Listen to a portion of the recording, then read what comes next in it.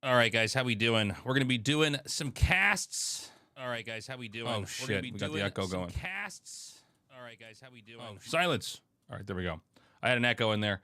I'm gonna be flying out of town tomorrow, so I'm gonna make some extra content here for YouTube. Hold on a second. Where's the StarCraft cast?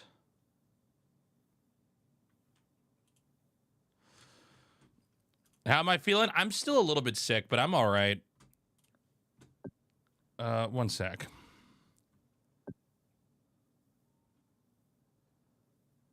Create.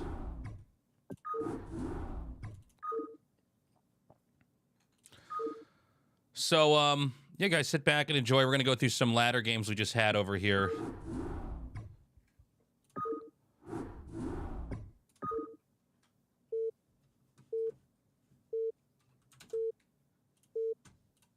Whoops.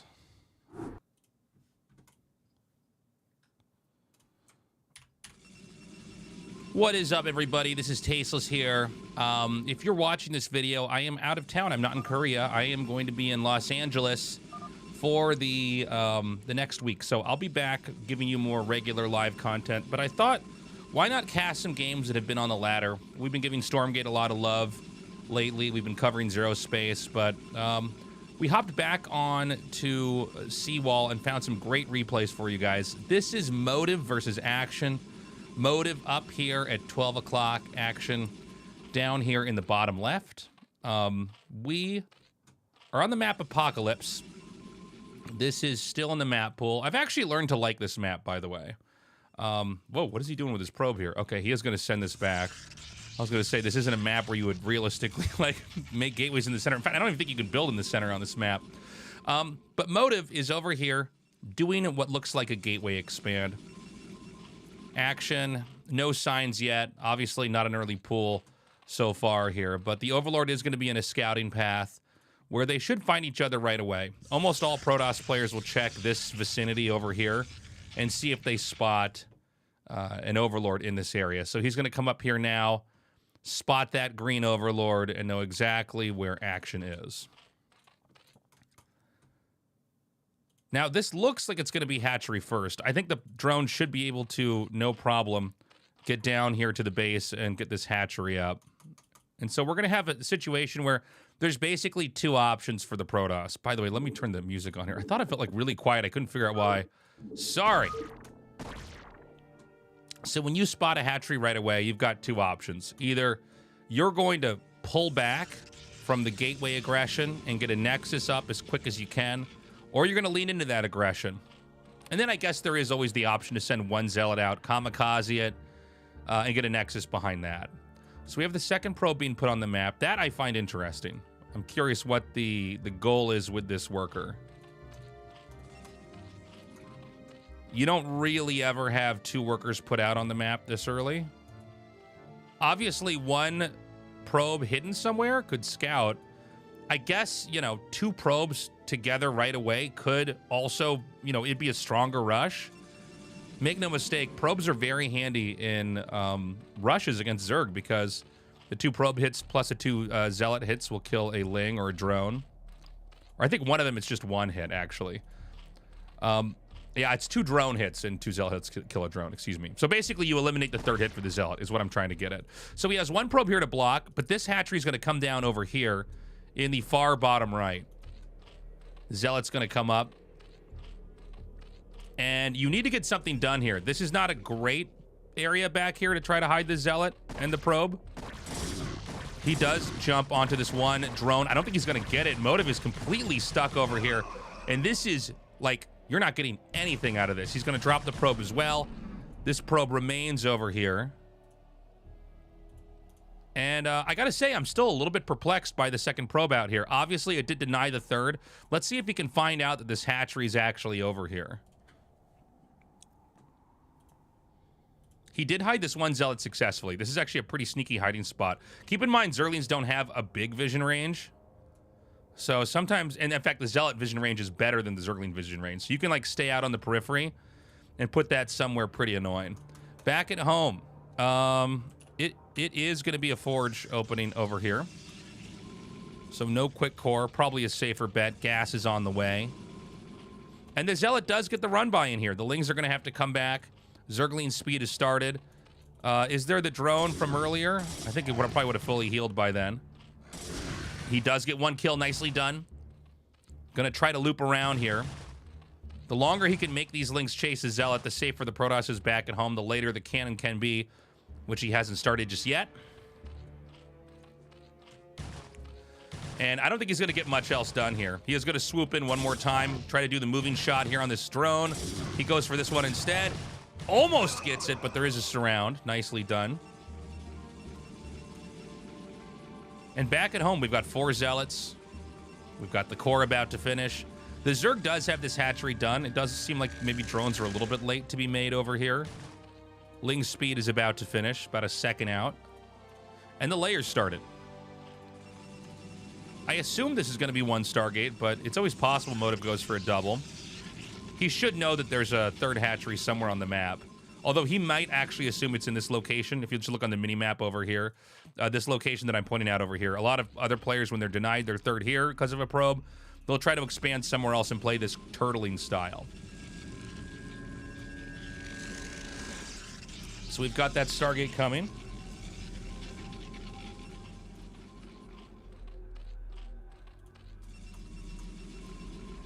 We should have +1 weapons coming down here as well. We'll see if he gets the air attack, excuse me. By the way, if you're watching this, do me a favor. If you're enjoying this kind of content, do leave a comment, like, and subscribe. That helps these casts on this small channel get out into the world so they can find, these videos can find more people like you who will enjoy them. I do want to try to grow this thing over the months and years to come. So it's still 1 extractor. I'm sorry, is there no spire here? I don't see a spire. Okay, so that's pretty interesting. Almost always you would have a spire here. You'd want 1 pair of Scourge to intercept the Corsair, or at least make them go back. He's going to go for a Hydralisk range. I don't see Overlord's speed yet. I do see the Evolution Chamber. This is a very good turtled position here. The Zealots are going to move out now. And they'll be driving these Zerglings away. It's a good call he made a 2nd cannon here because of the number of Lings that were forced earlier on. The Corsair is going to come through. He sees the extractor. He should see that there's no spire, but sometimes from the Protoss's perspective, you can get a little bit confused. Spire is a pretty small building. So he's going to loop back around. Excuse me. I'm still recovering from a little bit of a cold here. So he's going to come down here and check for this space. He's sending this Corsair up here. I think Motive is probably pretty confused right now. Overlord speed is coming, by the way. Back at home for Protoss. 3 more gateways. The speed upgrade for Zealots is coming, along with the Templar Archives. And, I mean, there's going to be a lot of muscle on the map here. This is funny from action because, again, no Spire, no option for Mutalisks. Not that that's always the mainline play, but not even Scourge here. But he is getting Hydras with speed. Actually, they already have speed. He's getting range now. And I think by now, Protoss, if they haven't actually checked the space down here, would conclude that this is where they are. He did do the Corsair sweep through here to try to see what's going on. So I'm assuming that Motive knows exactly what kind of game this is. He is flying over, and, you know, there's not a Scourge chasing him. I think smartly so, Motive stopped making Corsairs when he realized, you know, there isn't really a threat for Mutalisks. That extra gas can go into Templars and other upgrades. So definitely a smart move by him. And Action's going to move on the map. So Hydra range is done. What about the Evo Chamber? We have the missile attack being upgraded. That 6th hatchery just now finishes. Excuse me. And the Zerg is going to try to come out and be present on the map. Now, you got to be careful when you're Zerg. You don't want to lose any Overlords of these Corsairs, but it's not a lot of Corsairs, right? And so the speed upgrade's done. So is +1 attack. I assume armor is already inbound. Yeah, both these guys are playing a pretty perfect game, honestly. So he's going to charge up here. Now, this is not a lot of Hydras, and the Zerglings just aren't going to do anything at all. So he needs to come back. There are more Hydras being produced out here. A lot are underneath the Overlords. They're a little bit harder to see. This 4th base would be a pretty ideal target to hit. The Corsairs are going to scout it. But I think Motive isn't confident that he should attack in there. And I think he's probably right. I think there's just barely enough Zerg that Zerg would win this fight. Oh, my God. When you look at what's over here as well.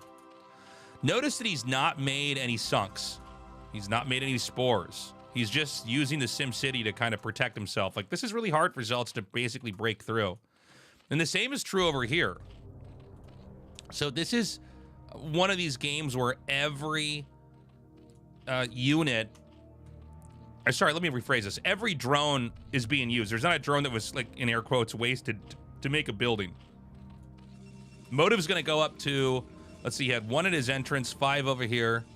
So that's 6, 7, 8... Probably maybe even a 9th gateway here. You can go 9 gate. That's about as much as you can sustain on 2 bases. Dragoons with range are about to finish. I assume the Robo... Yeah, there's an observatory, so he's going to be taking his 3rd base in a second. Excuse me. So the pylon comes down over here. Corsairs are going to sweep through. And, I mean, look. With a Hydra Lurker like this, if Zerg decides to attack, it's going to be up to the Protoss to have really good storms, play a smart game. He's basically keeping his Zealots out here in the front. He can try to run around, almost like they're vultures. But Action's actually not going to go for a push. I imagine that he would be more aggressive. You know, when you see this platform that's right here, this is a great area to set Lurkers up and basically try to run the Protoss out of money. But you can also just make Lurkers and put them up on your high ground, and it's really hard to push. And as far as the Zerg's concerned, the Zerg's kind of where he needs to be. He's got his 4 bases, as you can see here. This one isn't fully mining yet, but it's coming along. And he could basically camp this out. He can use this position here to do a lot of damage if the Protoss tries to push in. There's 1 observer with this group. Is he going to get observer speed? No. So this is tough. You know, there's chance to miss in Brood War. And Dragoons don't fire very fast. And so you can see anytime this area starts to thin out, he just throws down another Lurker. And burrows that over here. He's going to come in once more. And now he's going to pull the rest of his forces up here. Can Motive actually come in and break this? Again, it's only 2 observers. You don't really have that many Zealots here. He's basically keeping these in the back. There's so much here for Action. Did he transfer? He did not transfer probes here. This is a disaster. And he's going to back up.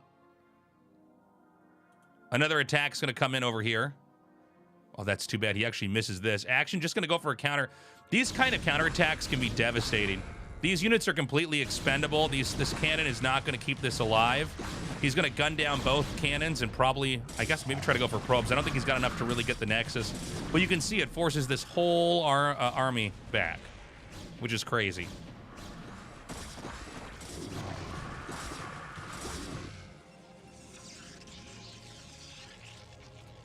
And so, I mean, I thought Action was in a better spot, and then I look at this and I'm like, oh, well, you're going to get a 4th base up here. Maybe this isn't as good for Action as I expected. Supply is pretty decent. We're actually at 136 for Zerg, which is a lot. Protoss is about a quarter of the way to maxing out. Storms are coming down now. The push is going to continue in here. Is plus 2 arm. No, it's going to be plus 2 attack about halfway done here. So there's no real timing in place right now. Motive is continuing to gain ground. Another nice storm down here. And he could just get either a Zealot hit or a Dragoon hit onto each of those lurkers, and that's going to tear him down. He's starting to really actually do it. This is kind of crazy, but does Action just have too much of everything else in the game? Right when you think it's won, it seems like this whole wave of Zerg units comes from every other angle. He's going to spread out. I think Motive is doing a pretty good job of not really engaging with the lurkers, but at the end of the day, I think Action might just be too big. I mean, he is just too strong right now. And there is a point where the Protoss should have backed up, and I think we're almost past that point. Now the Observers can go down if they're targeted. You know, the Templar count's basically been reset. We've got a DT that's going to run through here. There is no... Oh, no, I'm sorry. There is an Overlord over here. So this is going to get shut down as well.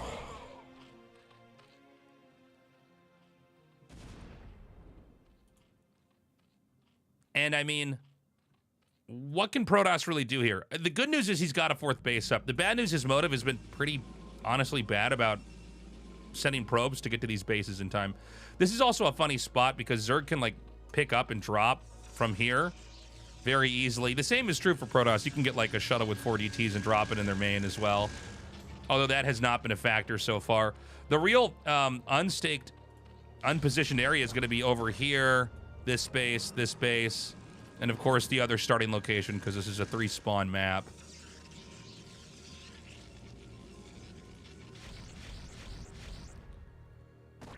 So Protoss is going to remax out, or try to. Excuse me, we're actually a little bit further away from that than I realized. Lurkers are burrowing down here. This is tough, man. I think if Zerg just gets these lurkers up here and does the same thing that he did over here, I think this game is over. There's just not enough resources in the game to make this easy. Action's going to come over here. Keep in mind, you know, this is more than all the control groups you can have in the game right now, all the stuff he's moving, so he has to manually retreat. That's a real burden for the Zerg and Brood War when you try to pull away from stuff. This is a pretty good shutdown. Motive is doing a good job. Another bigger attack comes in here, and this counter is actually probably the scarier one because these units are going to come up here, are going to come up here through a filter. So these Zealots are just useless, which means these Hydras and Zerglings can come in here and just dive on this building, and there's just not a whole lot that can protect this.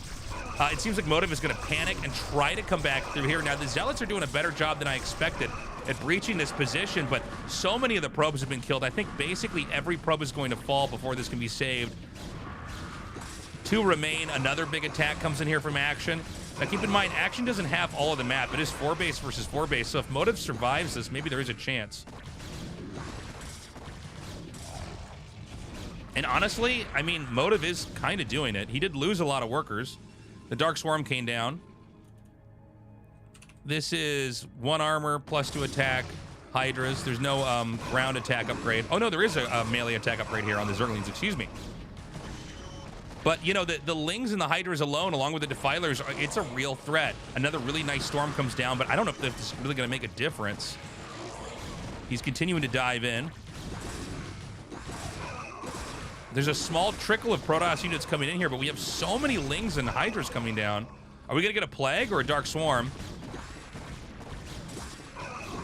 Or neither. He is going to try to target some of these Templars. Every Templar is so important. Ideally, you'd want to be able to use storm after storm after storm. Another wave is coming across the map. We need to see more units come from these gateways. This is really the weak spot over here. If he can't hold this, there's probably nothing he can do. The Plague on these Zealots is brutal. Even the Observer might end up going down. That's going to be a GG. It's going to be Action taking that game. Thank you so much for joining me for this this cast here. And yeah, do please like and subscribe. Let me know what you think about this kind of content. And I will see you in a future video. Bye-bye. How was that, chat? Is my game wrong? Does it say Stormgate? Shit, it says Stormgate. I gotta fix that. My bad, everybody. This is StarCraft Brood War. I tricked you guys. Sorry. I thought I fixed that before we started.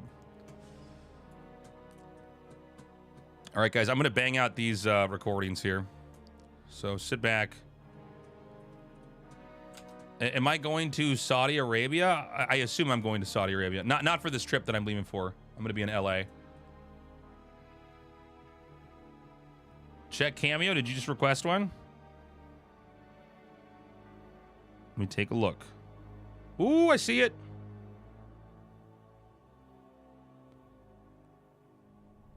I'll respond to this later. Thank you for the message there.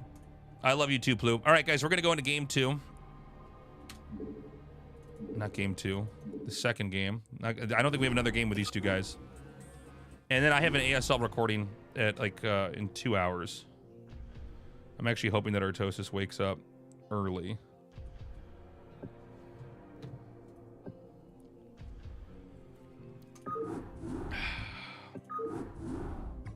And then I am flying out tomorrow, guys.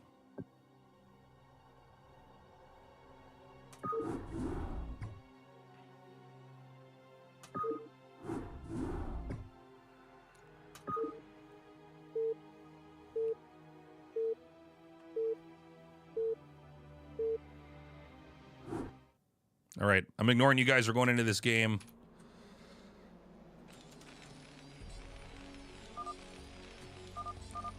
What's up, everybody? This is Tasteless here, bringing you another StarCraft match. This is Killer versus Bishop. Killer just having his debut here in the ASL.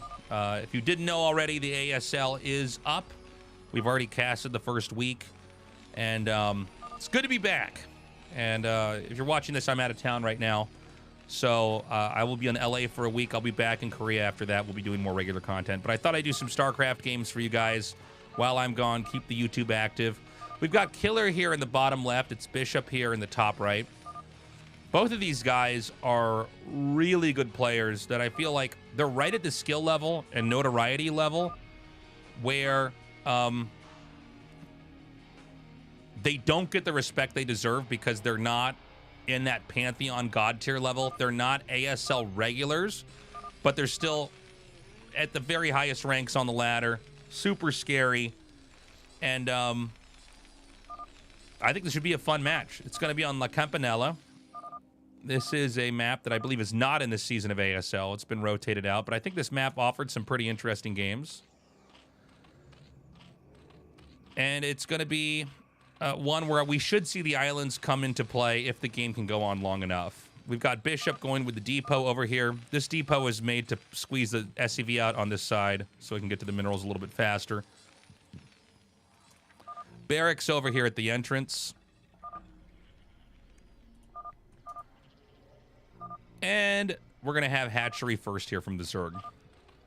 It is cross spawns. It is a trip to get all the way across the map here for the Terran. It also creates some opportunities where the Zerg can expand in either direction. I'm not saying that's, you know, better for the Zerg, but I mean, a general rule is the Zerg would like to be far away from the Terran.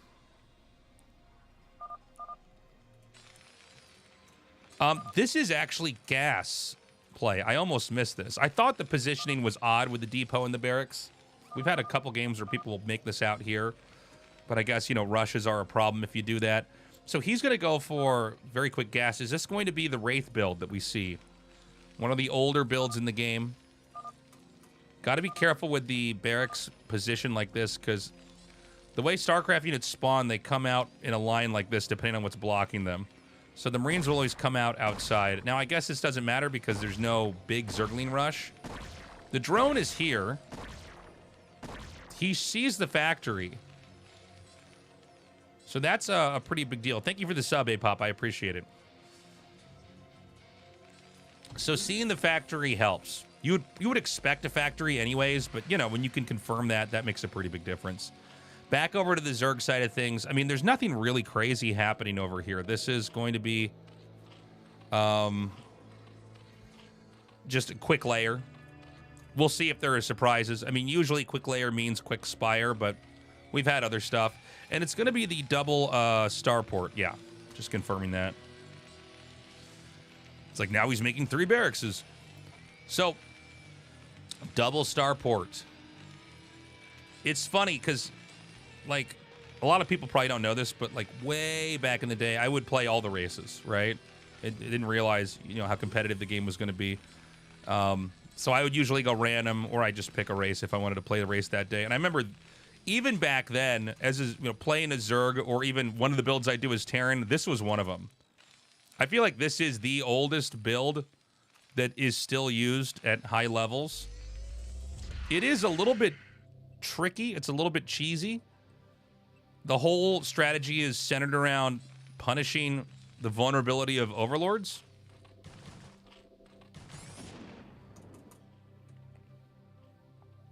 By the way, the spire is here. This is kind of a funny spot to put this. Now, if you come up here with vultures, now it doesn't look like a sunken colony, but before, it might have. Sometimes we'll have players put this next to a sunk because it looks like the same. It's the same building size as sunken colony for the first half of its morph. So the vulture is going to be cornered here. I mean, if you can corner the vulture, you could probably win the game. Oh my god! If the vulture gets in, you have to stop it, because this can do endless damage. Good catch there from Killer. A lot of lost resources. A lot of resources that could have been mined that weren't. Excuse me. So the two wraiths are going across the map. We don't have an add-on, by the way. Artosis would know better than me, like, what the variations are for this build, because I've seen it where you do go for Cloak, or go for Cloak later. But he's here now. Oh, and Burrow is upgraded. I didn't even think to check for that. Look at this. This is beautiful. So he's not going to drop any workers. He does drop, well, I guess he dropped one, but he also lost an Overlord. The Wraiths are going to come in now. He unburrows these to mine. And you can see that the danger of this build is that the Wraiths do a lot of damage. By the way, you can micro Wraiths like you can Mutalisks. And so that's exactly what we're seeing here. You can also micro Scouts the same way too if you have the speed upgrade, but Protoss players are never in that position where that's like a thing. A skill you're going to learn so that you can do stuff with them. So he is going to get the add-on. He is going to get Cloak. And this is, again, a very different approach to the game. I would have thought this style would have gone away once Zergs learned how to mute a micro, but then it turns out with Wraiths being able to do the same thing, they're actually viable in fights. You got to remember that Wraiths, they don't have any HP. If they're actually fighting anything directly, they're probably going to die. But their air-to-air missiles are crazy. And the fact that they can Cloak means they get in situations where you can kill Overlords and just kill all the workers. So the Zerg's going to go for an armor upgrade, which I guess makes perfect sense, right? But whenever you see the Terran playing like this, the Zerg is really being forced to play in a very specific way. Keep in mind, the Zerg doesn't have anything on the map. If you look at the mini-map, it's pretty vacant.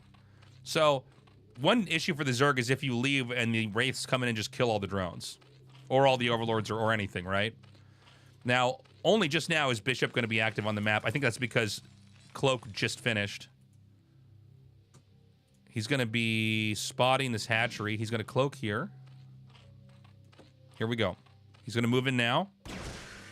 And with this number of Wraiths, you can one-shot drones. Obviously, the Overlords are much slower than the Wraiths are. 7 in total. This is really good by Bishop. And look at this. He's going to navigate right through here. He's going to go right in between and get right back out. That's so good.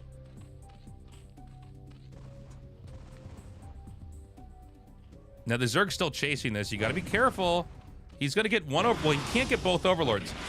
All the Overlords are chained together. Okay, he's going to come through here. He's still doing a lot of damage. He gets one more Overlord on the way out. A lot of these Wraiths don't have that much energy.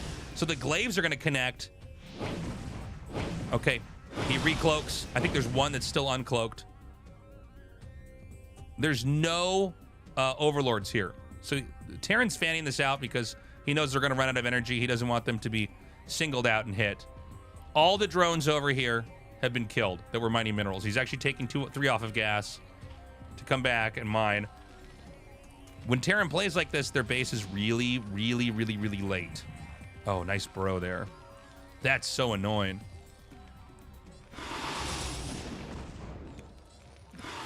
Mutas can just snipe the SCVs, anything they can see. He's going to come in here and get another one. Beautifully done here by Killer.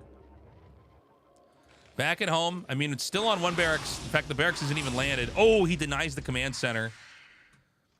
It's funny. This build looks so strong until you see the Zerg fight back on the other side of the map. And then you go, oh, okay. All right. The Mutas are going to try to dive in. Really good kiting here.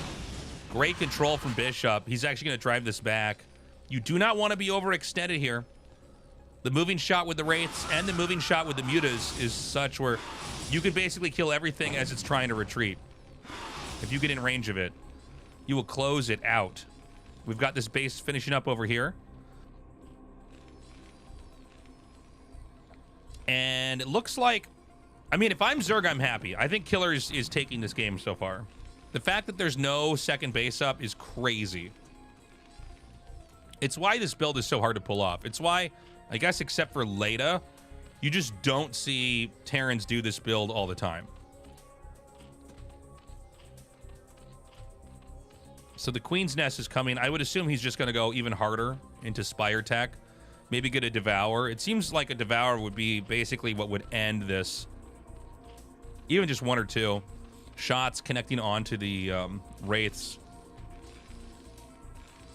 And the issue with the Wraith Tech as well is, I mean, all your minerals and gas are going into Wraiths. I mean, we have like, what, 3 Marines in this game right now? It's like the number of Marines you see in some TVPs here.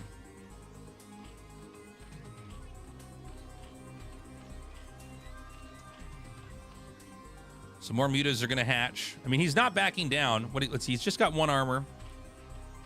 Are we going to have the Hive start? What? He's going to get Queens? Oh, what? He's going to get Ensnare? Oh, I'm so happy. Oh, this is great. Terran's going for Valkyries. This is an insane game. This feels like a game that my friends in middle school would have argued about what counters what at the lunch table. And I would have been shaking my head like, we never have games like this. You guys don't understand. But now here we are. It's going to be Ensnare counters Wraiths. He has to land it, though. You can't target the blur. You got to kind of, I guess is, you know, preempt. Try to figure out where exactly they're going to be.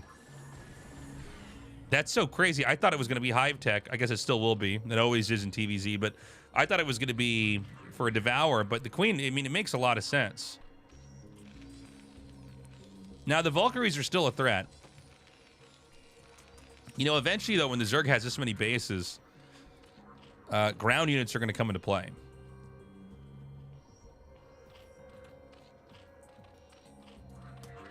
Spores are being put down here.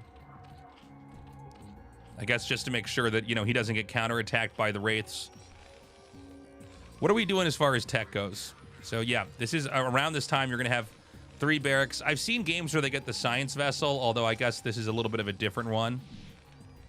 Why is he getting that? Oh, is that air weapons upgrade? I'm so dumb. I don't know what that upgrade looks like. I'm assuming that's the ground. Okay, that clearly must be what that is then. Well, I guess we just wait. I mean, Terran's finally got a base up.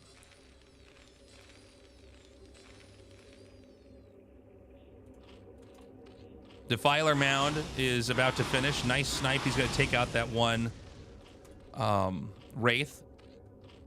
I guess even if you saw the Queen's Nest, yeah, you wouldn't expect anything. I'm trying to. The only way you would know what's coming from Zerg is if you saw a Queen physically. We've got a Scouting Scourge over here on the side.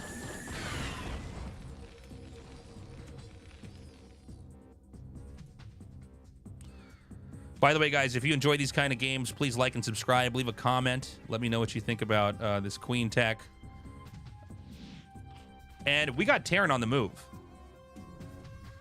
Terran's out. What is this? 11 Wraiths? That's because one SCV is trapped back here, like right there. Just like you micro mutas. Where are those Queens? Here we go. He gets one. He gets one. But I don't know if it matters. Oh, it's slow Wraiths. The thing is, this many wraiths still has to respect one spore. This is what's so funny about this. Well, he seems to think otherwise. Yeah, I guess that many wraiths can take a spore. Sorry, guys. This is not a kind of unit mixture I cast every day. Dude, this is insane. Does he win this game? No detection here. What? Zerg expands over here, by the way. He's going to go for the Spire. Second armor upgrade coming? What? Yeah, it's Ogre Terran Gamer, chat.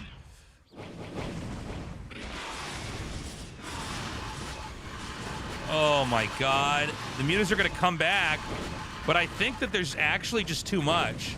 And when you have Wraiths and Valkyries that can take on the mutas, then you can kill all the Overlords and you can lock them out of supply. I can't believe this. This is wild, man. Okay, he gets the final Valkyrie. There's a Terran push coming out. Science Vessel too. I assume Stim is done. He's going for this, oh, he's gonna go for the Defiler. He gets the kill. Plague is almost done. He's going for the Sunks now. Because if he kills the Sunken colonies, then the Terran can just come in here and basically pierce the Zerg's heart. You're gonna kill all the tech if you get in here this way.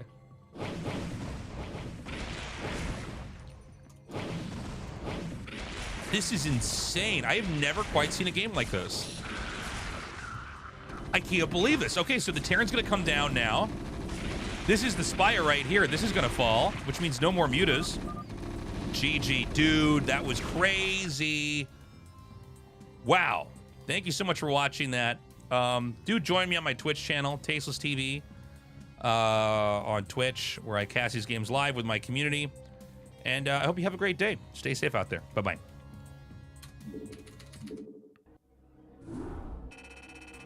How was that, chat? I didn't even know that was going to be that good. All right, hold on. Hey, you fucking idiot in the chat. Got our alerts going. You are terrible at everything. You want to talk about my minerals in the bank? Let's see you play. You fucking asshole. Let me get the next game loaded up. Apoptosis 808 just subscribed. Less than 3. Less than 3, back to you.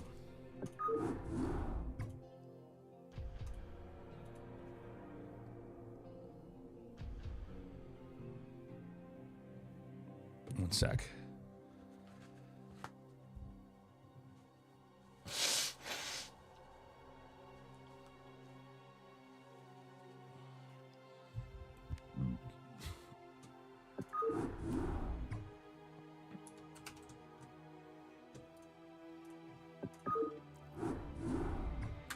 Sorry, who am I casting here? This is Killer vs. Tangu. All right.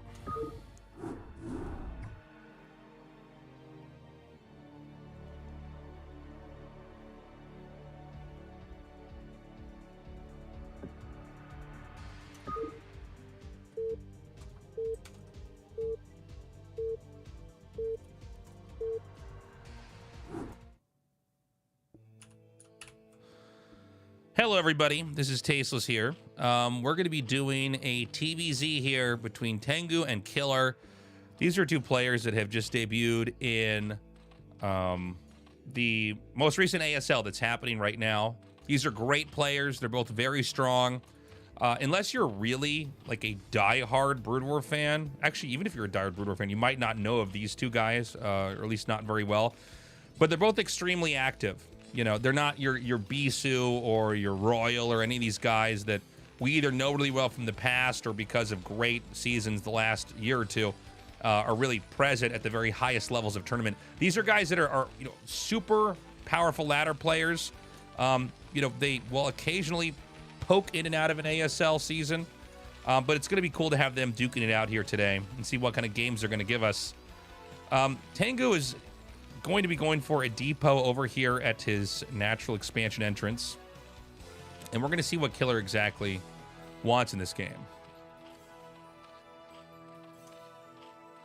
Now, on this map, you know, it is one where, let me just go full screen on the map here. It's a pretty wide open area. There's a lot of ways to maneuver around each other in the middle. The Zerg look, this base, you know, the natural is always going to be easy to hold. Pretty much any map makes it like that. But after that, a lot of times it comes down to taking either another natural or another main. There is not, you know, one of these kind of fighting spirit-esque expansions where you have got no easy way to get up there as Terran. So some Zergs try to go for more of a fighting style and less of a turtling style.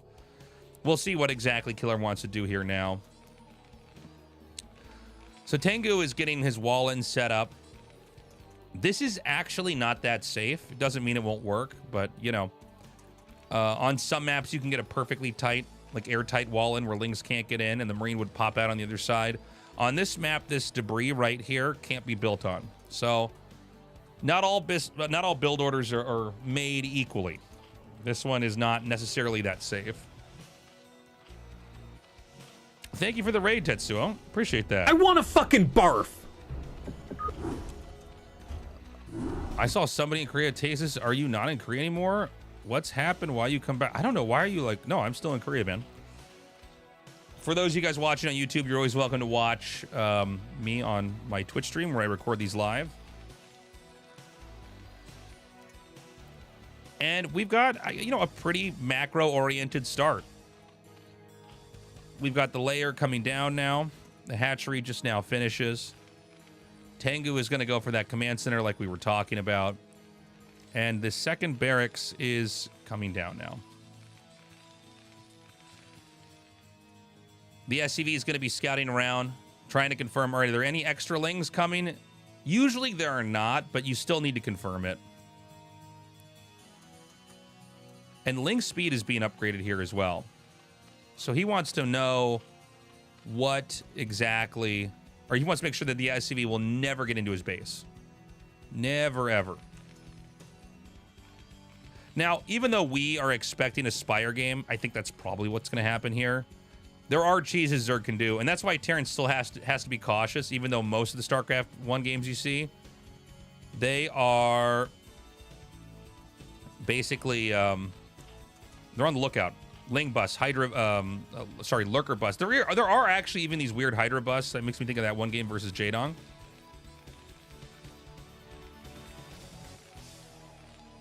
But if this is indeed going to be a Spire opening.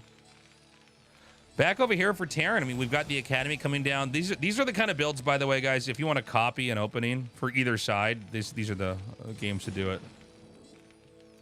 So Ling speed's done. That means the SCV falls. Killer pokes in, sees the barracks is still blinking. He sees there are more Marines out here.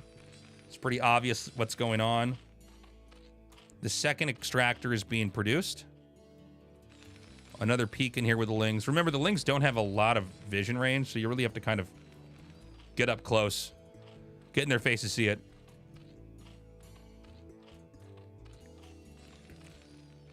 So we have the third, sorry, no, this is going to be the engineering bay, not the third barracks. What are we talking about? eBay, while Stim is almost done.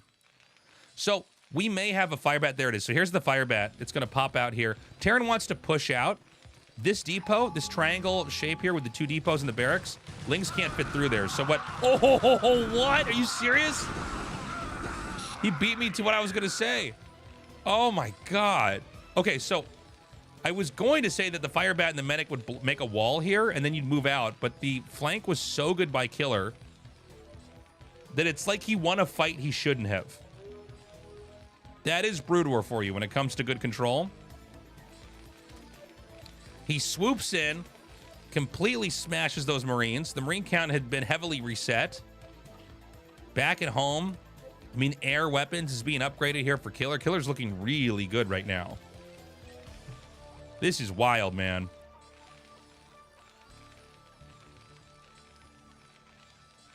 Oh, Lings are going to come in here again. Now, I don't think he's going to move in. There are two fire bats inside this bunker. Terran is actually making turrets back over here. He knows that this attack is going to come in. It's really important to have these two turrets over here as well. You need to make sure that this area is covered, but the bunker and whatever many turrets you need, each spot is different.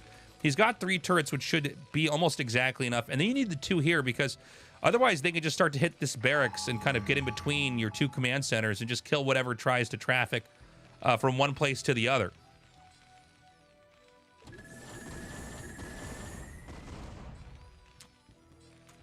Now with +1 attack coming, it's about halfway done. The Lurker Den, sorry, the Zerg Hydralisk Den.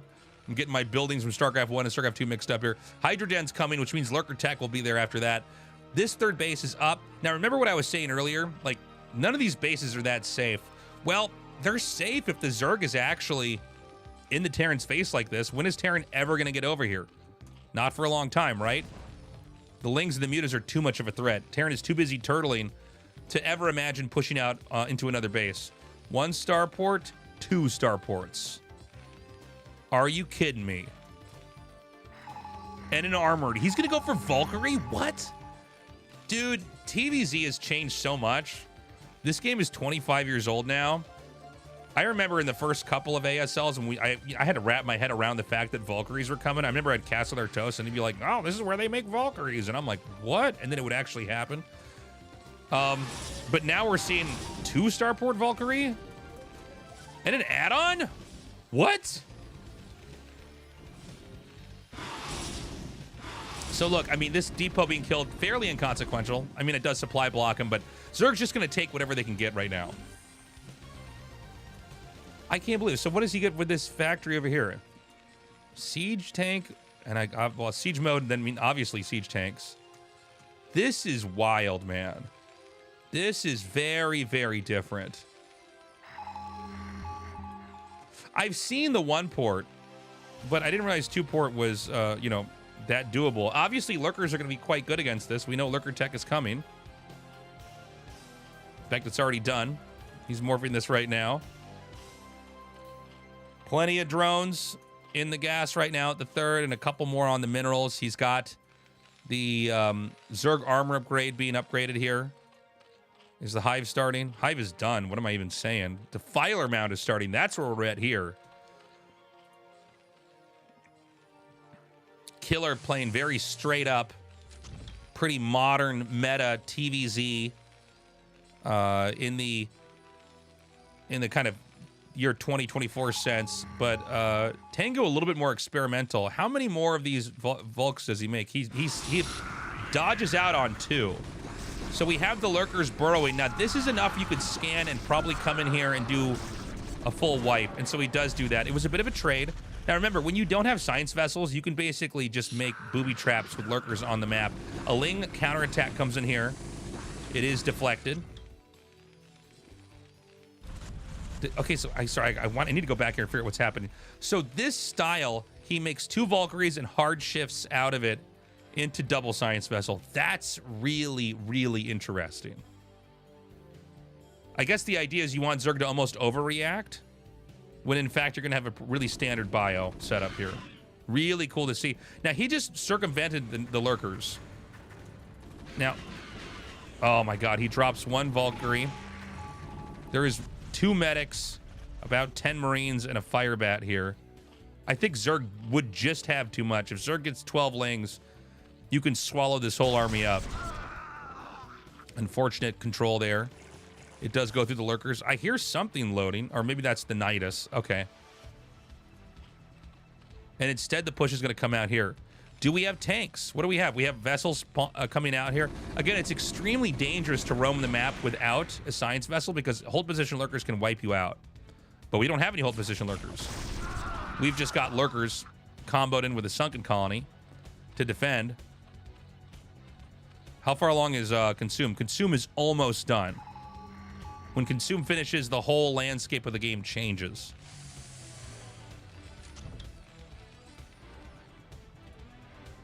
We've got 2 vessels. He's continuing to make those vessels in pairs. But I don't know. Tangu's played a pretty funny looking game.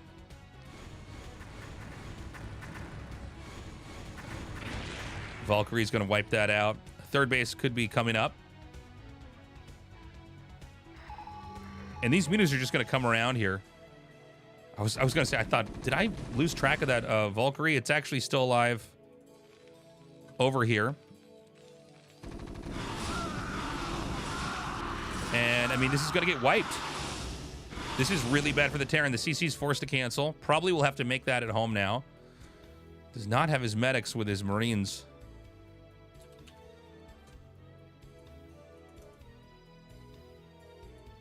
And this Valkyrie is going to get picked off here. The Scourge can catch it. Now, I would say this game isn't won on either side. I think that Killer's played a little bit better than Tangu, but I mean, this is still doable. It's 3 base versus 2 base.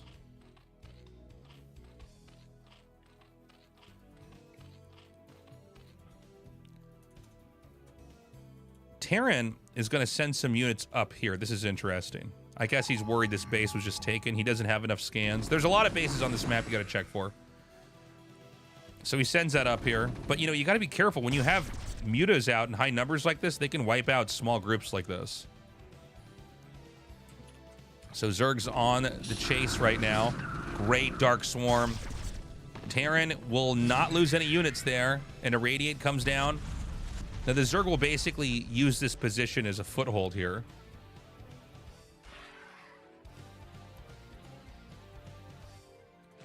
I don't know if we're going to have a massive drop over here, but this map really makes for some crazy good drops. It's really easy to load up stuff, especially for the Zerg in this position versus a Terran on this side of the map. Like big Lurker Defiler drops in the main could be a thing. I know we're not there yet. The same is true as well for dropship play in here from the Terran to the Zerg. So just want to point that out.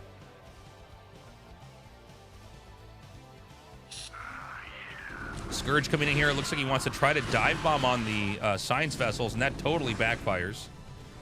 He just wasted quite a bit. Is he going to get the... Oh, he gets the Irradiate on the mutas. Another Irradiate comes down. He actually irradiated that Lurker down there. He wants to get the infantry in here. This is wild, man. Mutas are going to be coming on top of these... Oh, my God, that was crazy. He came right on top of the vessel, gets the kill over there. There's still 2 more science vessels. There's 1 more Defiler out here. There is enough energy to try to irradiate this again. He's going to get that irradiate off, but there will still be a Dark Swarm coming down. Ooh. Okay, he kills the hatchery. This is actually just barely outside of the Dark Swarm. So it's 3 base to 3 base now. Terran's playing a decent control game. Back at home, it's still going to be bio production. We're about to have, what is it, 3-3? 2-2, excuse me. I mean, Terran is fine. Zerg needs a 4th gas. I mean, you can win without it, but you know that's what you're trying to get right now. But again, like we said on this map, it's kind of hard to get around on this map safely. Big Dark Swarm over here. Is Terran even looking? I don't even know if he's actually got a screen over here. Okay, he finds it. He's going to back up. He keeps the tanks alive for the most part. And Zerg's got to be careful. These Dark Swarm clouds, they're scary. He's already gone into Ultra Tech. I totally missed this. That's wild. Okay. Now, Ultras on 4 bases, a lot scarier than Ultras on 3 bases, to be honest with you. You really don't want to hemorrhage too many Ultralisks. The 4th gas, if you can get it up, really makes a difference. There are a lot of Firebats out here. Firebats actually not that great versus Ultras. Better versus Zerglings for sure. They are functional under Dark Swarm, which is nice. Oh, look at that. There's a Lurker right over here. Tengu's on the move. 1 medic, lots of Marines and Firebats. Vessels may come through here for an Irradiate. How safe is this base? I feel like this is not safe at all. In fact, he's going to go for this base up here. This is going to be Terran on 4 bases, Zerg on 3. So this is crazy. Another denial. Zerg also expanding down here. Full health Ultras, by the way. Some games you'll get an Ultralisk irradiated. It'll be squishy later on. Not this game. So one thing Killer's got, even though he's getting into some economic peril here, he does not... I mean, he has a really healthy army. He's got the Lings, he's got the Ultras, he's got a couple Lurkers. He does have Defilers. He could take a fight.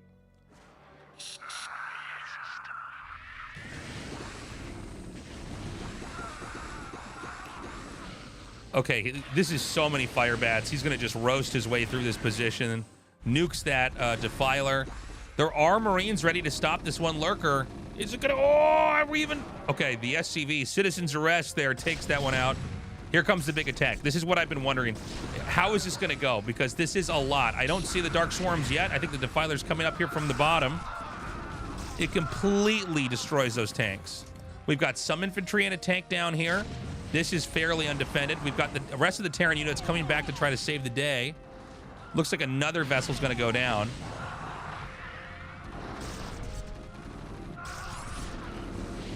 And here we are. These ultras are going to come down here from this position. We've got so many. I think he's actually overextended a little bit. I don't think he should send the ultras down here. This is everything that the Zerg had. I think he should have hit that base and gotten back out. The infantry is just too much. Now, again, remember that Terran, Terran lost the 4th and now isn't using the 3rd. At the same time, do you want to take this fight? I guess Killer might know best. We have this one Ultralisk in the back, always not able to meet up with the rest of the units and fight. They're starting to drop. The last Ultra goes down, but there's more. And it seems like Killer wants to basically just get control out here. If he can get this command center lifted, this is going to mine out. If this mines out, the game ends. But, I mean, if Zerg overextends, it's pretty easy to float a CC there, right? It's an unfortunate spot for a factory. The CC's lifted, so is the factory. We're talking less than 300 minerals. In some cases, less than 200 minerals in the patch at the natural. Thing is, if he comes back over here and takes this game's going to go on for a long time. So really, it's Tangu in a spot where he needs to step it up. By the way, only just now, actually, I don't know when this was being mined from. Yeah, this has not been being mined from the gas for very long. We've got other bases coming down. So, I mean, not the most perfect game here. Killer, at times, not really taking care of the stuff he has to do back at home to make sure he's going to be in a good spot with these attacks. Terran has seized this base again.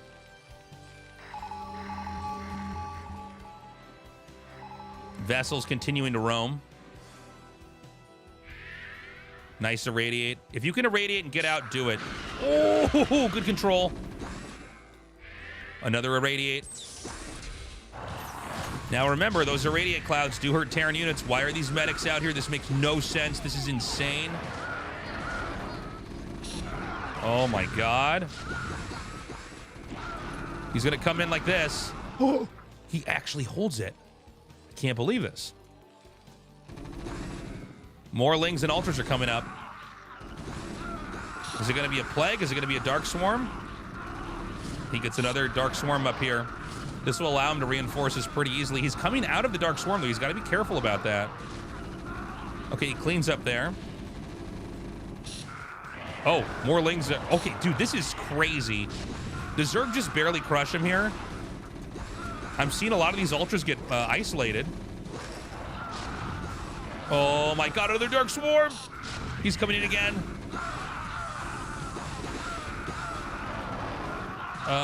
Dude, I think he might have done it. He's gonna kill these Marines over here. Now, remember that there's still units mining. Oh my god, there's one Ling in here. How many kills does this have? 3 so far.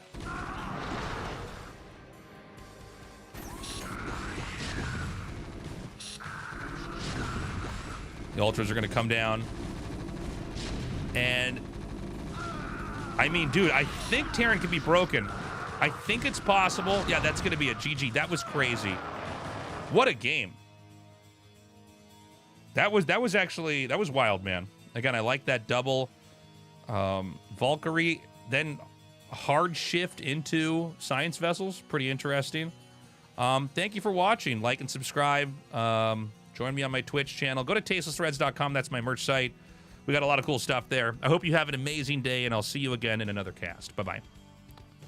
Boop. Another one, guys. Another one down.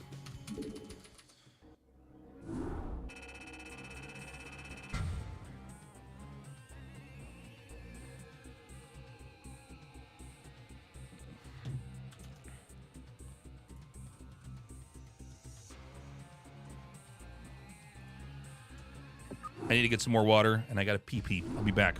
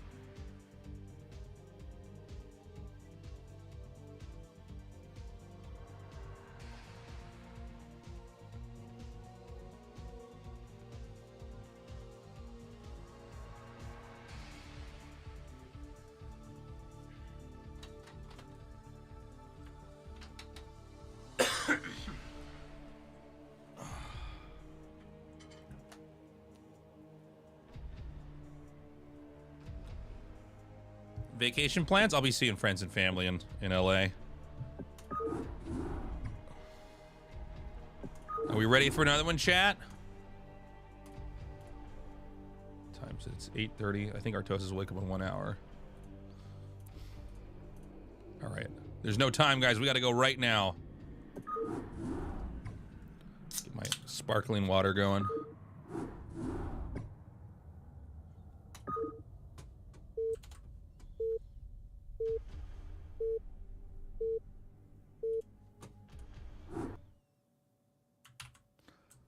What's up, everybody? This is Tasteless here, bringing you another cast on my YouTubes. This is Zealot versus Killer. Two pretty new players to the ASL. They've made appearances before, but compared to the usual players, these guys have really improved a lot. They've looked very strong. Definitely check out the season of the ASL. It just started up last week. We're going to be on one of our newer maps. This is a map I've had a hard time wrapping my head around, so casts like this kind of help me figure the map out as well. I tend to improve a lot more watching pros engage with each other than me trying to figure it out on my own. We've got Zealot here in the top right. We've got Killer here in the bottom right. Two very strong Zerg players. And ZVZ has changed quite a bit. It's funny because I thought this would be the matchup that couldn't change, but we've had a lot of interesting ideas. I don't know if it's going to happen on this map, but anytime you hear me cast a ZVZ, I'll be talking about this. We've had a lot of hatcheries made right at the ramp and then long distance mining over at the extractors. And other cool stuff. Also, on a map like this, because of the fact that it's only 2 spawns and you're both on the right side, this is a ZVZ map where you can actually hide bases. Now, I think this is a matchup that's harder to hide bases than other matchups. You would only hide a base, by the way, at a location with a gas. So here, here, or here. Again, I don't know if it's going to happen this game, but ZVZ specifically, if you're both sharing one side of the map and you only each get 1 spawn, so there's not a third location or a 4th location to scout, which we have a lot of those kind of maps in StarCraft 1, it makes for some other complications too. You know, the mutapaths, it's hard to really run around each other without risking being directly counterattacked and hit. Whoever can wipe out the overlords that are going to be looming over these positions to confirm what's happening, they can get a real edge too. This game, it's mirror builders, right? No, it's not actually. Killer got his extractor a little bit faster. And Zealot got his hatchery more quickly. Although I don't believe this actually, goes one way or the other necessarily. Get my production tab back open here. So we've got Zerglings morphing. The layer started. We're going to find out what the play is going to be here. Ling speed or layer? It's going to be layer. Which means Zealot's going to be on the receiving end. By the way, guys, if you're enjoying these kind of casts, I'm doing a lot of other RTS content on the channel, not just with StarCraft, but with other games as well. And esports history and stuff like that. Do me a favor and like and subscribe. You can always join me on my Twitch stream where I cast these live. And do check out my merch store, tastelessthreads.com. So the Lings are going to come up. These are going to have Ling speed. Lings with Ling speed are just so much better. But the Ling speed's not done yet. How's the layer? Layer started over here. Almost can't click on it. Ling speed should be finishing. Yeah, it just finished. Wait, did he cancel it? He canceled it. Yeah, I'm sorry, guys. He actually abandoned it and is instead going for layer tech.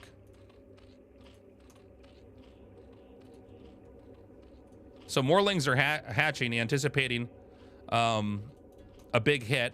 Nothing's coming. In fact, what is this? 6 Lings were sent. 2, 4, 6, 8, 10. 10 Lings. Wait, 2, 4, 6, 8, 10, 12. 12 Lings. Man, counting is a dangerous game here in a live cast. So he forced out way more Zerglings. Zealot is making a Spire.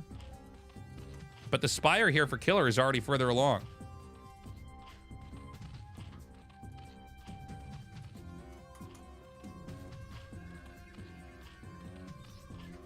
Now, it doesn't seem like anybody could really heavily attack into the other one ground-wise. By the way, this entrance here, not too handy in a ZVZ. Some of these smaller positions in certain matchups when players try to advance on each other can be pretty good. I guess if you had a lot of lings, this would be a good bottleneck position to hold.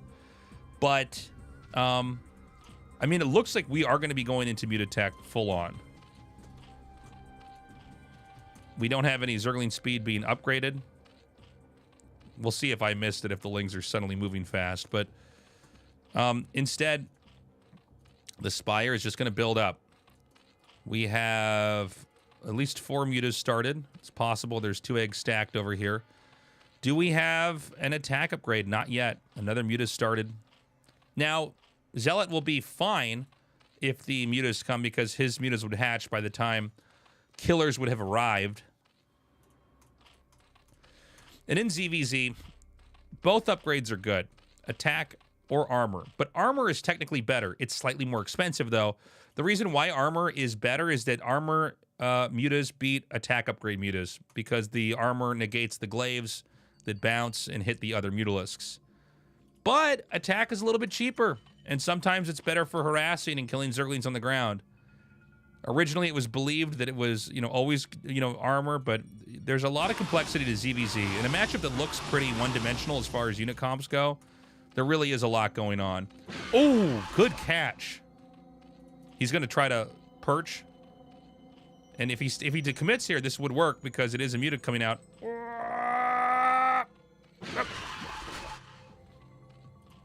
Meanwhile, 6 mutas and a Scourge come in. Is he going to win this fight? Keep in mind, there are not as many reinforcements coming. He snipes a couple drones. Every drone counts. This is 4 mutas. Oh, Scourge are going to come in now. Oh, my God. I think he might be able to kill him here. More Scourge come out. Whoops. Yeah, Killer's control is so good here. Scourge are going to come in again. Oh, my God. Is he going to keep going? You got to try to snipe their Scourge. You cannot let your Scourge hit their Scourge. You have to let your Scourge hit their mutas. And that's what's happened. I think that might be game. It's 3 versus 2. There are reinforcements coming. The 4th muta comes up. He's going for as many drones as he can get. He ends up getting all but 1 drone. He takes out that last drone over there. He's just trying to reduce the gas. The dogfight is crazy. It's just 3 mutas to the 4 here for Killer. And, I mean, I feel like this game has just ended. It's like Zealot stopped playing, almost. Because the mutas are still moving out. We saw one mutalisk was not really engaged there.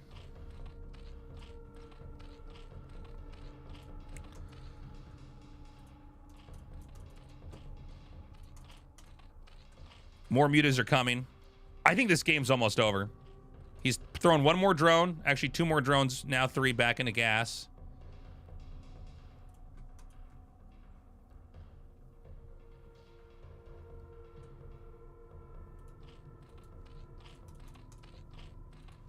I mean, it's just getting worse and worse. Nobody went for upgrades here, and I guess it was the right call. If either player went for upgrades, they would have been short at least 100 to 150 gas, and they probably would have lost the fight in the long run. Here we go. This is going to force a fight. He's going to come in here. Now, he is in a corner here. Oh, I think the control is just too good here. Killer, that's going to be a GG. Thank you for watching, guys. And do check out the ASL this season. It has been a blast having these new players in our tournament. Have a good one out there. Stay safe. I will see you in a future video. Bye-bye.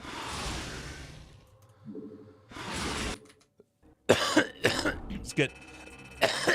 Sorry. Another one down, another one to go.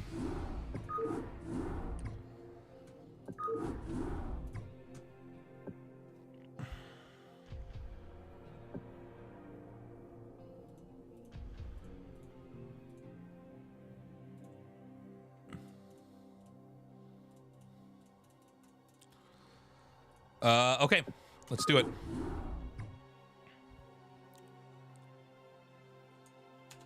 Let me unpause the alerts here. Oh, we have no alerts. Feels bad, man. All right, guys, let's get into it.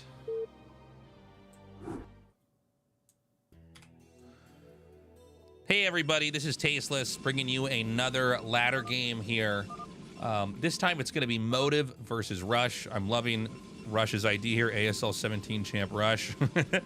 ASL is on, so do join us for the new season. Get the year started off right with some StarCraft 1. We are on one of our maps from before, Neo Dark Origin. So this map does have a back pathway. I'm going to remove this here. That can be mined out and give you access into their main. It sometimes plays a role in this matchup. But the most important feature of this map... Oops, I just turned it off. Sorry, guys. Are the bridges. The 3 bridges here. And that on almost any matchup, if you're on one side of the bridge, it's very hard for them to get onto the other side of the bridge. So center control is huge. As far as this matchup goes, I mean, look, Rush is the favored player here. There's just no denying it. I think Motive can win. I think he's a strong opponent, but I mean, Rush is really kind of proven to be, I'd say, the most dynamic Terran that we have nowadays. Obviously, Light is still a god, and Royal has really come into his own here. So this is pretty typical. It's cheesy, but cheese is typical in this matchup if you only have one spawn on each side. It's going to be the gas steal. So the idea with this, and really, this has been around for a while, but it does seem like out of all the players I've casted, Bisu probably does this the most. But it's a gateway on the low ground where you have Zealots that can continuously put on pressure. The Terran has to take the gas back. There's a couple different like forks in the build for Terran here. One is, excuse me. One is you take this back as fast as possible, get your own gas. The other is that you try to expand and reclaim your gas later. A third is you actually make 2 barracks and let them keep the gas, and you all in. A couple years ago, it seemed like the all-in was the way to do it. I think that was mostly because of what Flash was doing. But it seems like nowadays people want to play more conservatively. The reason why Protoss puts this down here is even having the gateway here instead of like here, the Zealot gets there that much faster. It just puts a little bit more pressure onto the Terran. And so this is a smart response Terrans have come up with. Damn, moving shot from the SCV. I love it. He's going to put an eBay down here because that way the Protoss can't make a Nexus.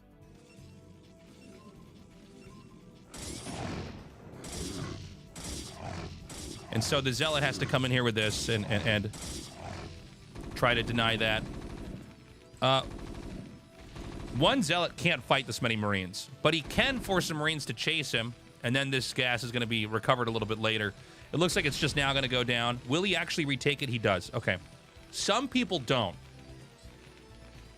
But he is going to retake it and basically play his own passive game. Generally, from everything that I understand, I am still learning this, as people are still, you know, unpacking the game even today. It seems like a third base is the right way to play for Protoss, but we'll see what Motive has for us here.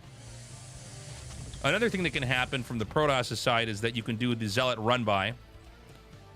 Once you have this many Zealots, you can basically just let them their shields tank and go right up into the main and just keep doing damage.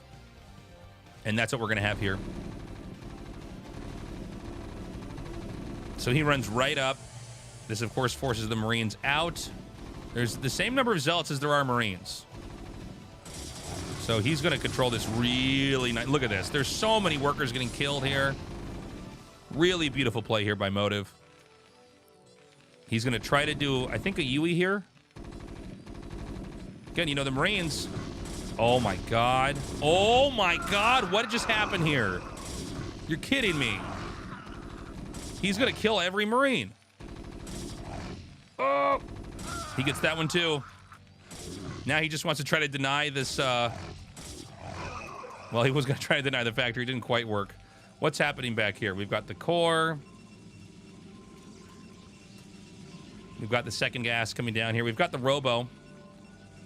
Robo before Dragoon range is pretty typical when you get a game like this. He's got the ramp blocked here. Remember that the Terran doesn't know what the Protoss is going to do. I mean, it could be a Robo. It could be a DT rush. I mean, there's a lot of things that you could be up to. So keeping that ambiguous is key. Now, for Terran, we're getting the 2 factories down here. That first Dragoon's going to pop out. And I guess it's not going to be a fast third. I guess this makes sense. Now, will it be Observer or will it be Shuttle?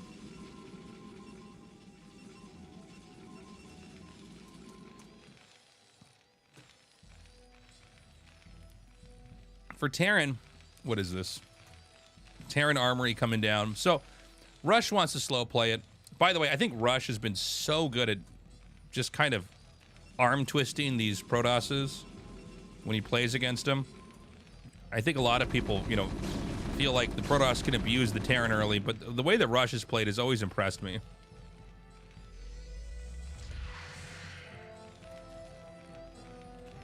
So, the Vulture's going to be out on the map. He's trying to figure out, okay, is this a 3-base play? Is this a 2-base play? We've also had carrier tech on 2 bases. Let's not forget the ASL that Mini won, where it was like a whole, and it was, I think it was actually against Rush, if my memory serves me correctly. He's going to try to scout this. Okay, so the idea, he's actually going to ditch it, but the idea is you have the SCV mine here, when the Vulture's here, then you tell the SCV to stop, and it glitches the Vulture through over to here. But he sees the pile and he goes, okay, well, I'm not going to just lose my Vulture. But yeah, we did have a whole season where Mini was doing, like, you know, gas, steel, and Nexus first into carrier. It's going to be siege mode coming down. Turrets coming up. And it's going to be a very modest Reaver tech. And I say modest because it's Observer first. It's actually Shuttle, Observer, Reaver, which is basically, it's like the most efficient way to get everything out. The Shuttle doesn't need any other additional Robotech. You can just make it off the bat. And then the Observer is like, well, that's as fast as you can get an Observer out while still getting a Shuttle. So you don't die to mines, you get to scout. And then the Reaver comes right after that. If you've watched a lot of games from a Protoss's perspective, in either PvP or PvT, you'll see at many games where it's like, oh, this game they want to get the Shuttle and Reaver out right away. The other games they want to get like several Observers and the Shuttle Reaver out. Anyways, very middle of the road play. I like it. No Shuttle speed yet. And this is not a Shuttle Reaver for harass. This is like a combo to fight with. Well, I say that. Maybe I'm wrong. He's going to move out. One of the issues you can run into is if they actually went for a starport with a Wraith, they'll just kill your shuttle, which is a huge problem. That seemed to be more trendy last year. Maybe that's gone away. You know, so much of this game is kind of understanding the meta, you know, along with the maps and all that. Another thing to watch out for as well, and not just Wraiths, is this missile range upgrade, because this just wipes shuttles out. Let's see if this is a good idea or a bad idea. He's going to come in here now. He does not have the upgrade done yet, but he will. Okay, it's almost done. You're kidding me. Oh. He would have lost that. He would have literally lost that. That's crazy. Okay, he gets the Observer instead.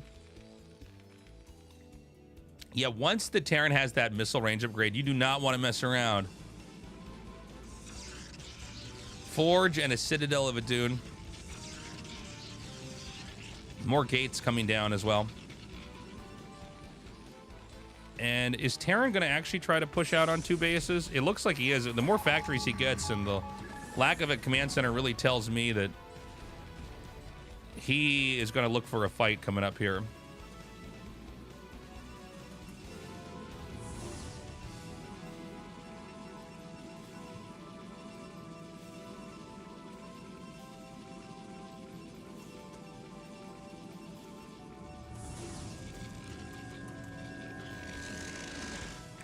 All right. Weapons and Zealot speed are coming. The 4th base is going to be inbound here soon. I don't see a command center. Do you guys see a command center? I do not see one. So we're going to have a push coming up here. By the way, guys, please like and subscribe. Let me know what you think about these games. I want to be putting more and more of these out here. I guess our battle's already going to be starting. You got to be inching back. Now, Protoss didn't really get to deny him from crossing the bridge. A big unsiege here. I'm going to really try to zoom out. And it's really about forcing the Terran to siege up. Use the Dragoons to play keep away. The Reavers up here. You got to be careful. Oh, these are almost in range. I think if he has vision of this, he could hit these Reavers. Terran's going to keep advancing. Oh my god, these Reavers! Okay, he picks him up. Shuttle speed is done, by the way. So we've got Dragoons down there. Terran continuing to move up over here. Another nice Reaver shot takes a tank out. Keep away continues on. There's more Zealots that have been rallied in over here. Terran hasn't really made any ground yet. He has not been able to cross the bridges, but this is getting scarier and scarier. Rush is going to continue to leapfrog. Where are those Zealots? We need those Zealots to get in the mix with this. Oh my god! Nice connection there. He takes that out. He does shoot the shuttle down with the Goliaths. Oh my god, there was a spider mine over there? I didn't even realize that. That's so funny. The Reaver's shot down. More Zealot's going to come in here for the flank. I just feel like he doesn't have anything up here to take this on. I mean, look at this big picture. Tanks are unsieging. He's going to leave this here. This is a lot to hack and saw your way through. There's still Zealots. There's still a Reaver with this. Motive looking pretty flimsy. He's going to try to come in here on the side. And I think he might be able to do it. These are going to go down.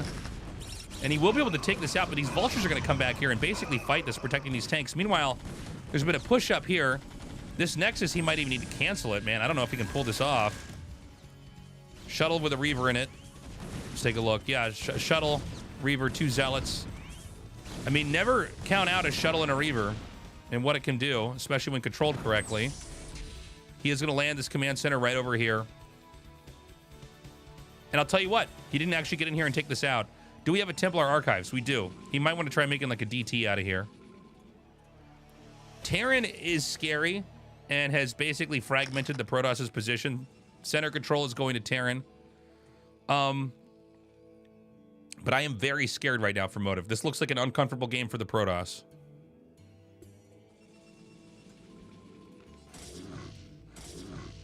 Okay, we've got the Reaver coming down here and hitting this. I didn't even realize this was an exposed position. That shuttle survives, but I mean, one missile from a Goliath and that is gone. Oh, this is so funny. This tank is sieged up, but it actually can't hit the pylon. Somehow that pylon is so close the tank can't hit it. That's wild.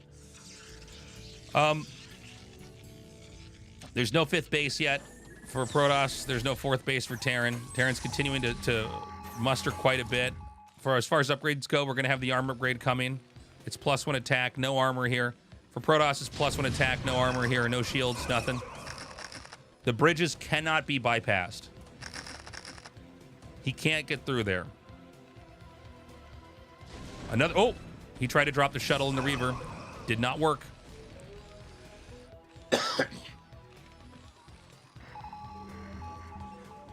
He's going to mine this out. He probably should have done this a lot earlier. There's a DT here. Kind of crazy to see Rush hasn't really done much with these other units. Oh.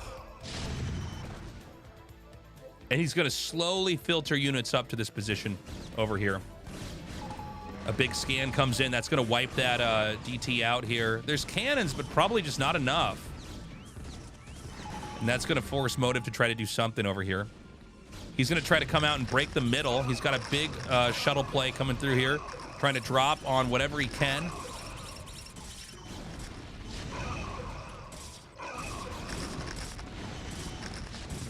And he's doing it, man. I got to say, this is really cool. Well, hold on. Terran just seems to have pulled back. Well, maybe not, actually. This is such a wide spread out fight. Keep in mind they can't zoom out at all, right? Like, this has got to be crazy for both sides. There's like screens and screens of battles happening over here. I think that this spread is just good enough for Terran that he's going to be fine. Yeah, it seems like he basically melted that. And Protoss probably should have backed up and regrouped. Templars are out here. This feels so late. It feels so late. GG, that's going to be it. Motive taps out. Thank you for watching. I was going to say earlier in the cast, like and subscribe, and then the big fight happened.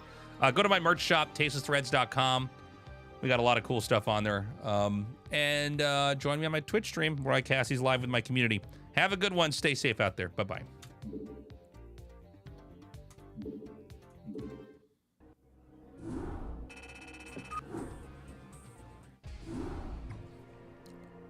Okay.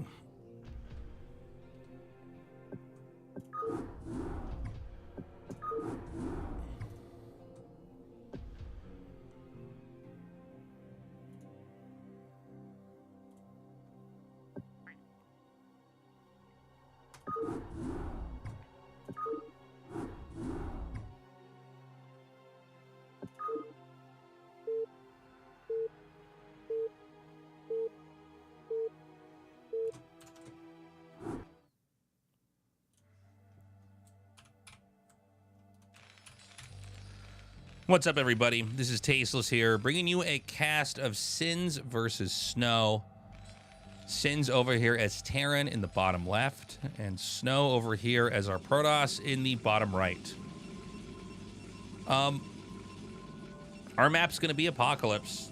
This is a map that I think is made for some pretty interesting PvTs. It does seem to allow both sides to really power up. But also has certain features that can, you know, let for some aggressive, kind of crazy plays as well. Drops can be extremely strong. And when I say drops, I'm also counting things like recalls from the Protoss. This map is structured where the main base, just looking at this from the Protoss spot, there's just so many spots you can come into and hit here. It may not be a factor in this game, but since we always have a little bit of downtime, I just like to point it out. Same thing with mass shuttles or arbiter recalls. It's neither bad nor good. It's just the way the map is. In this game, we've got Snow going for at least what looks like a normal opening gateway gas here. Nexus early has been pretty popular for the last couple years, but, you know, it's not necessarily the main line of play, but we've seen Snow do it a decent amount. Sins is going to be going for a barracks over here at his entrance, so no command center first or anything like that. Someone in the chat is asking where these games are from. If you use the website letter C wall.gg, so CWAL.gg, it's a website that uses the BattleNet API to harvest the replays. So you can get some great games off there. I'm using them, obviously, to make YouTube content. By the way, if you're watching on YouTube, please like and subscribe. Let me know what you think about these games in the comment section. And check out my merch shop, tastelessthreads.com. But yeah, for you in the Twitch chat asking me that, this is where you can get it. If you can look at, I mean, the easiest way to get good with these kind of replays is to just go look at the top 10, top 20 players, download their replays. I don't think there's any cheaters on BattleNet right now. I'm not totally sure. I haven't been as active. I've been playing a little bit of the Stormgate beta while it was still out. But, yeah, you can download games, just throw them in there, and they're great to study. Looks like Sins requests a pause for a second there. So, this is actually not a normal build from Terran. This is kind of interesting. You don't normally make your barracks and your depot here and then make the command center out here. But I don't know that Protoss can do anything about it right now. So what's going to happen is it's going to be Nexus before Dragoon. The more corners you can cut as Protoss, the better. But if you cut too many corners, you just die, right? So we saw he actually, this is pretty funny, he actually went Nexus, Dragoon range. When he saw the SCV leaving, he canceled the Dragoon and went Dragoon range first, into Dragoon. I like it, man. I don't think I've ever quite seen this sequence, but this kind of makes sense. Thank you very much for the sub, asshole. Mad Cow. Appreciate you. Can't wait for him to just rally units at me. Intothy Mad Cow just subscribed. Less than 3. I've seen, love you, buddy. I've seen Nexus, then Dragoon, then Range. I've never seen Nexus, Dragoon, Range, Dragoon. That's just so funny to me. But I guess it makes sense, right? Like, he sees there's a command center here, and then he sees the SCVs leaving. He's like, all right, whatever. I'll get this out faster. Truly, it's the Dragoon Range that gets rid of the SCV, not the Dragoon. Obviously, you have to have the Dragoon to get that, but, I mean, the sooner you have the range is what I'm trying to get at. The quicker that worker is wiped out.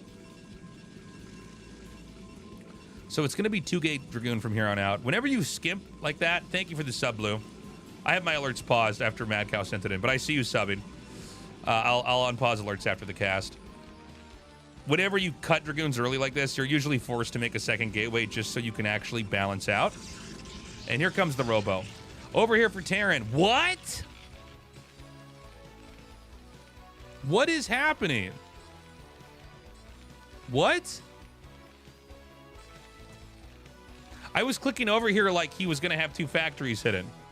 Or it was going to be 2 barracks. It was going to be some kind of bio play. What is going on in this game?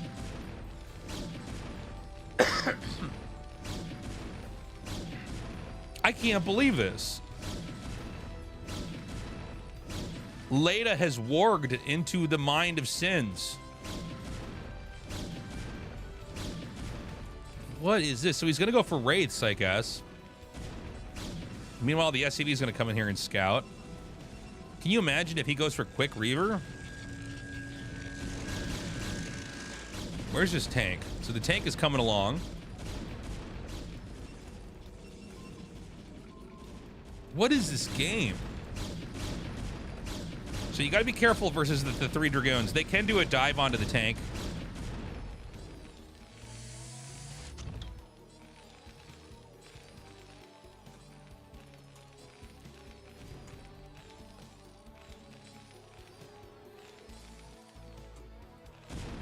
This is wild, man.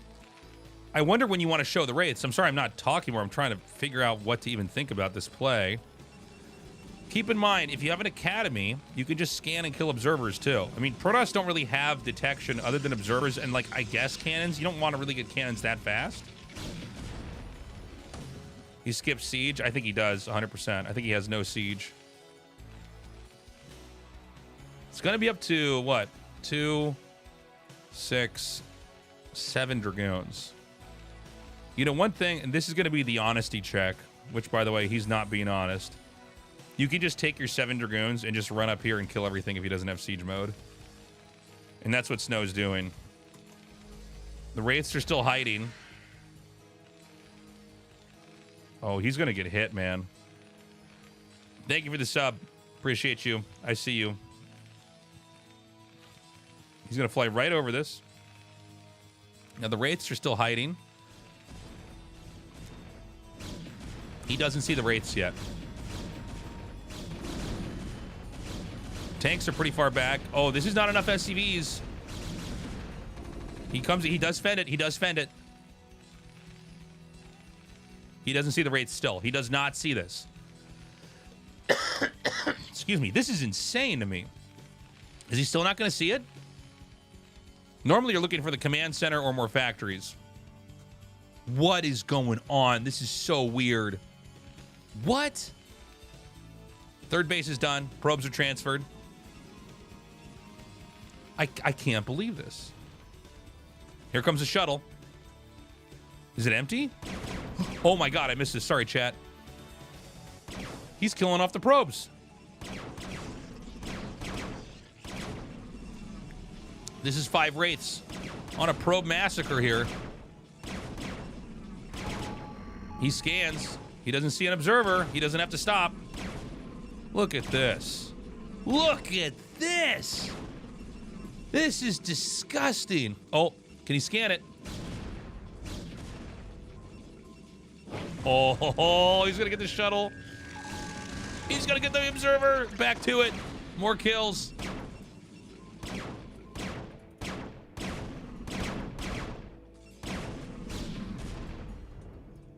Oh my god, this is such a weird game. But what happens back here? Is it more yeah, more factories? This is wild, dude. But is that enough damage? It's 39 probes to 46 SCVs, so he does have more workers. There's 3 Nexuses up, so he can do this pretty fast.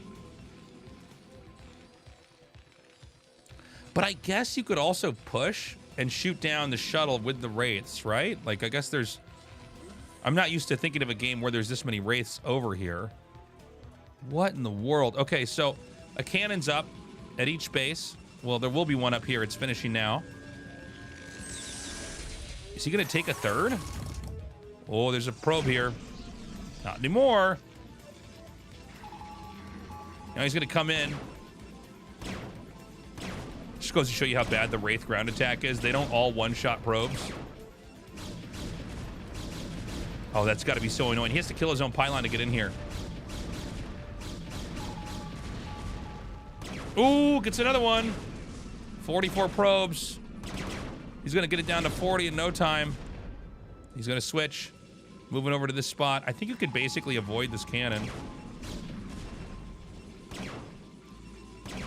Yeah, he's just still killing workers. This is crazy. Is Snow going to lose it to Wraiths? Oh, Observer. Observer speed done too, by the way, chat. Oh, get the Observer. You scanned it. Why are you... Oh, okay. Double Robo. Still with the double Robo. This is 4-gate double Robo. I wonder... Oh, I guess, of course, get double Robo because you can get Observers. I'm just not used to ever seeing this interaction, so... I didn't even realize what was going on. So he just is going to have so many Observers. It's crazy. Chad says he needs Corsairs. I mean, maybe. I don't know. Maybe Corsair into Disruption Web?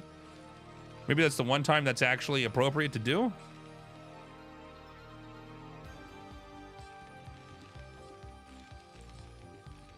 But I guess double Robo for Observers makes sense. Shuttles and Reavers obviously too. I mean, they're all good to have, but... Wow.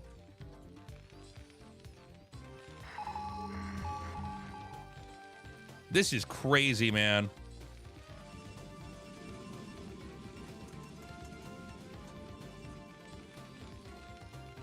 So now what? We're going to get a 4th base here. Now the question is, was the damage actually enough? You spent a lot of money on these Wraiths, but eventually we got to get into an actual, you know, ground game where the Protoss is going to have to wrestle with the Terran with a normal unit comp. Okay, the Wraiths are going to move out again. Got a lot of tanks sieged up over here. What are the upgrades on the units? No actual attack upgrades yet. Nothing spinning on the Forge. I guess it's really turned into a very different looking game. Oh my god. Oh my god. Can he get this? He scans. Oh. He's going to go over the safety of the... Oh my god, there's no Observer here. Oh!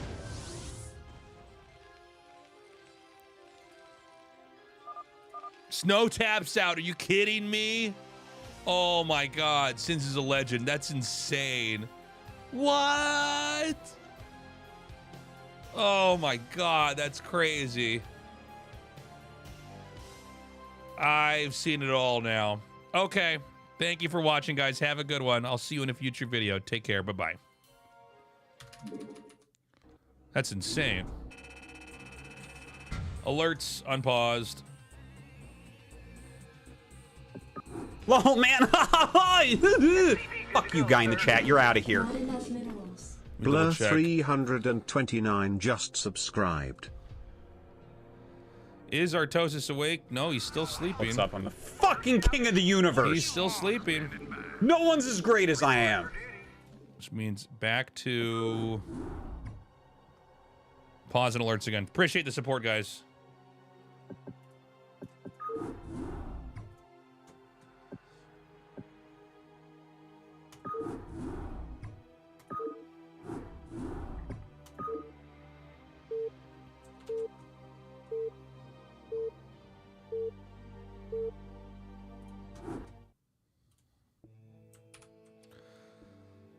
Hello, everybody. This is Tasteless. We're going to be in you another game of Sins versus Snow. In game 1, Sins beats Snow going mass Wraith off of one base, or sorry, off of 2 bases.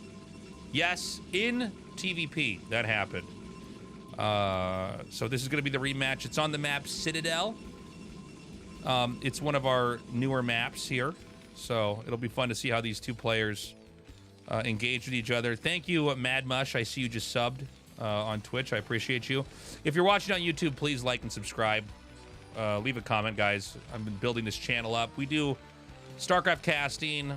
We've done stuff for StarCraft 2, Stormgate, Zero Space. I'm trying to build this channel up. The future of RTS is bright. ASL's on. It's in a great spot, but there's also all these new games coming out. So stick with me on this YouTube channel as we build this thing up. And there's going to be a lot more cool stuff to come.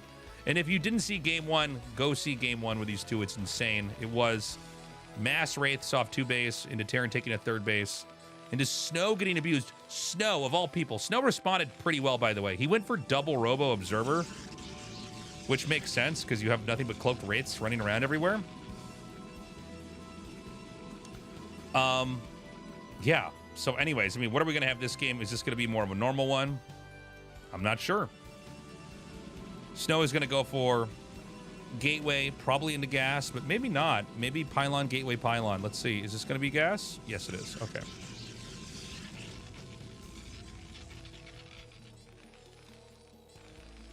We've got the refinery being constructed. So both sides going for pretty normal builds. Nobody doing anything too risky here. This is a 4-player map. This map, if we can just...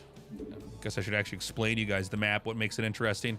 Everything's on low ground except for these ramps that you'll see throughout the map. So you go up the ramp and then you go back down it. And so this causes obstruction of vision. And I actually welcome this. I think this is a fun idea.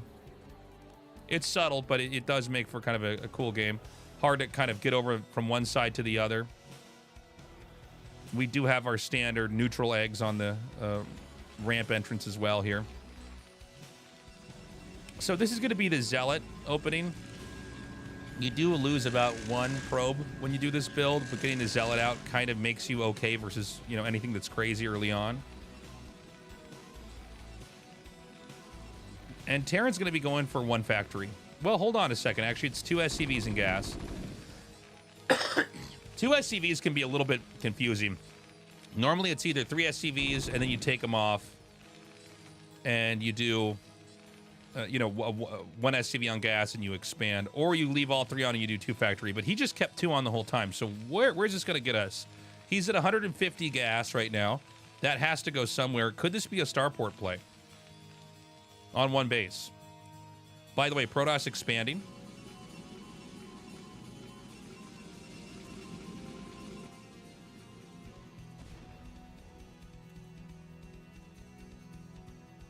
So here comes that Zealot now. And I gotta say, I'm honestly very confused right now. I don't know what I'm even seeing here. Like, he does not have enough to actually hold this. He has 200 gas. 250 gas, actually. Like, why did he mine this much if he wasn't going to use it? I guess maybe he misplayed? Huh. Maybe he wanted to do something. I think we've all been in that position where you're thinking about doing something cheesy and you kind of get scouted and now you're not sure what kind of game you're supposed to be playing here. It's 2 vultures. The add-on's late. I do feel like this is Snow just with like a way better early game. He's kind of running circles around Sins.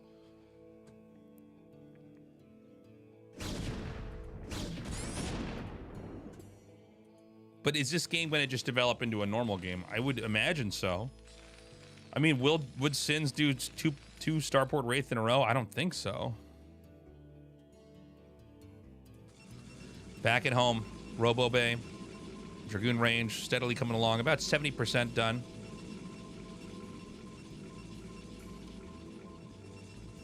We've got the 2 vultures moving out here. Is he just going to do a run by? I feel like there's nobody better than Snow at these kind of clunky body blocks from Dragoons. And one thing with Sins, you know, you got to be careful when you hemorrhage those vultures like that because you just don't have any material on the map now. Now it's not clear if Protoss takes a 3rd base right away or what. Here comes that Robotech. The support bay and the observatory. A couple more spider mines are going to be planted here. Excuse me. And, yeah, we've got that armory coming up here. And this is looking like it's going to be more of a normal game, which is very much welcome. I want to see what kind of game they're going to have if it's in the realm of standard. Shuttle speed immediately being upgraded. The first shuttle's out. And this is going to be the pretty modest Robotech. It's like most efficient, I guess you could say. Shuttle into Observer, then Reaver after that. At least you have your Shuttle out a little bit sooner, the Observer out slightly later, and the Reaver out after you've covered all your other bases. And he's going to scout with the Shuttle, which I think is fine. We don't see this as much when you're in cross spawns. I think the person we saw this do the most in the last couple of years was actually Snow. So here he is doing it again in this game. You can send the shuttle out, and, you know, like, look, you could check for a hidden command center or anything weird like that. It doesn't have any function until the Reaver's out anyways, right? Excuse me. Let's see what's going on back here for Sins. He's going to get his Mac weapons upgrade. He's now getting that siege mode. And we're getting into, like, a great macro game. Shuttle speed's going to be done in a second here. He's probably going to load that up with the Reaver. And the 2 Zealots, and then try to get some damage done.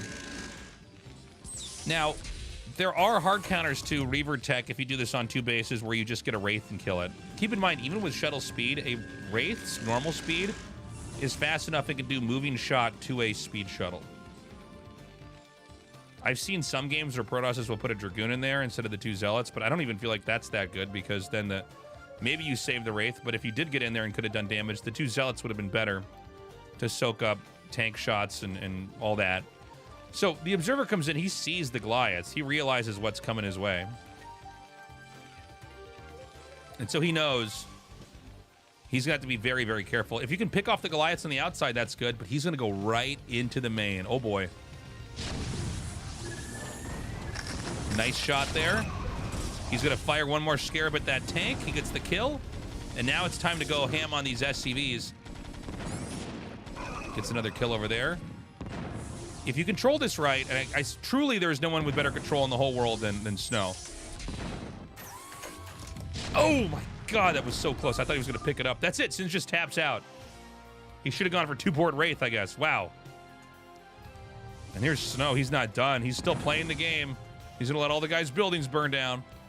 All right, well, that was a short and simple game. Thank you guys for watching. Snow's control is too good with that. Sorry it wasn't a crazier game. I get these picked at random for me, so I don't know what kind of game we're going to get. But I'll see you in a future video. Thank you so much for joining me. Have a good one. Bye-bye.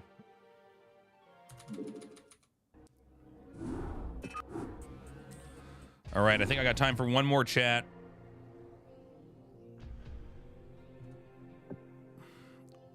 One more. And then Artosis is going to wake up. We're going to record more ASL.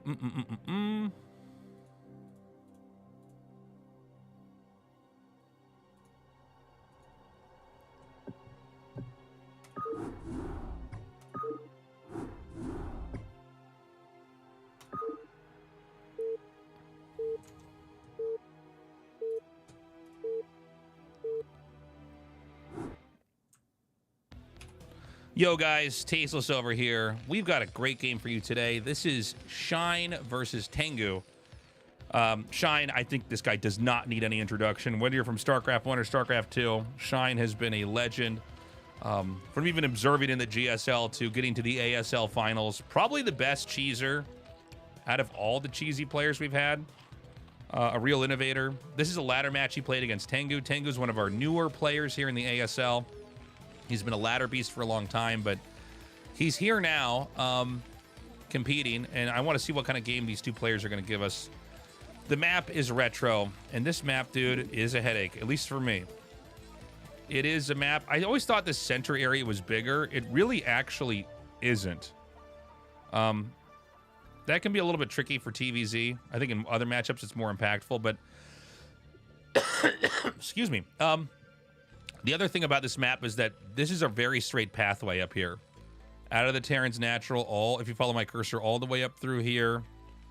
And then up to here to where the Zerg is. So you're in really close proximity. There are special rushes you can do when you're close to each other like this. Will this game be one of them? I don't know. Let's find out. But other than that, I think, you could think of this map a little bit like a Fighting Spirit, a modified Fighting Spirit. Although I think it's a little bit more challenging to play on than Fighting Spirit. So we've got our drone coming down. And the hatchery is going to be starting right over here. This is hatchery first. Do not be fooled. This is not some kind of aggro bunker play. This is Terran walling in so he can expand. While we've got downtime here, I'm sorry I keep coughing. I'm recording all these casts because I have a trip to LA. So if you're watching this, I'm not, and it just came out, I'm not in Korea right now. I'll be back. Making more regular content soon. Do me a favor and like the video, leave a comment, subscribe. That really helps me. It's not easy to grow on YouTube. It really does come down to you guys giving me the thumbs up and giving the channel some love. We got a lot of big plans on this channel. I want to do more, obviously, StarCraft 1 stuff, but other esports stuff, some of these newer RTSs coming out, I want to make stuff there as well. And also check out tastelessthreads.com. It's my merch site. We got a bunch of awesome stuff I think you'd like. Hopefully this game picks up in a second here. A little bit of downtime as we've got the command center about to be made here at the Natural. And this is like a really healthy, greedy SCV cranking build. No corners were cut to get this out, and no punishes will be made here from Shine since he went, for a hatchery first. Sometimes these extra greedy builds really pay off against standard play, and that's what Shine's doing. Now, I said Shine is a cheesy, crazy player, and he is. I'm not wrong about that, but a lot of his stuff comes in the mid-game. We've seen him do weird things before, but a lot of times it's off of, layer tech. That being said, he's also actually great at standard play. It's why he's very hard to play against. Some games you just won't do anything weird and just win with a normal game, and you go, oh, all right, well, I made way too many turrets or, defended for way too long because I just thought this guy was going to do something else like that. Okay, so the refinery is almost done. This SCV, you got to be careful with that SCV when you're scouting. Remember, it never heals on its own, unlike the drone and the probe. Artos is probably somewhere right now nodding slowly as I said that. But it's true. That's one of the burdens for the Terran race, is you really have to not let that worker ever get touched. So we've got the drone coming out. He's going to take a third hatchery pretty fast. And along with this, the Spire's going to come down. Everything looking standard so far. And this drone's going to come down here and take the bottom right main. This is about as standard, commonplace TVZ as you could expect. Some games they do it after the mutas are out. Other games they do it earlier. Oh, hold up. He's going to take a natural. But the SCV is going to scout it. So why would you take the natural? Right, now he sees it, but let's explore why, because it might not be obvious to a lot of you guys. Normally you take here or here, and you do that because bases like this, they have this ramp. If you put 2 or 3 lurkers up here, the infantry can't get up it. But when Terran finally gets the scanners, which I think he'll get a little bit later. Okay, he actually starts it now, excuse me. If you can't get an SCV to scout because these lings wouldn't let you, you would scan here and here first. And you might not have any idea where the third base is. So that's why Shine's doing that. That's a very clever move, but it's been scouted. So basically Shine's taking an unsafe third base. And it's unsafe because you don't have a tiny ramp you can put lurkers up to protect yourself. The attack would come in right from here.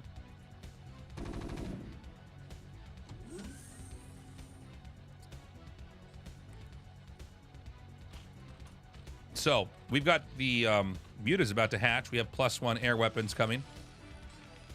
It's going to be 4 racks. So this is like a real powering play here. He wants to assert himself on the map coming up. The mutas are going to come out.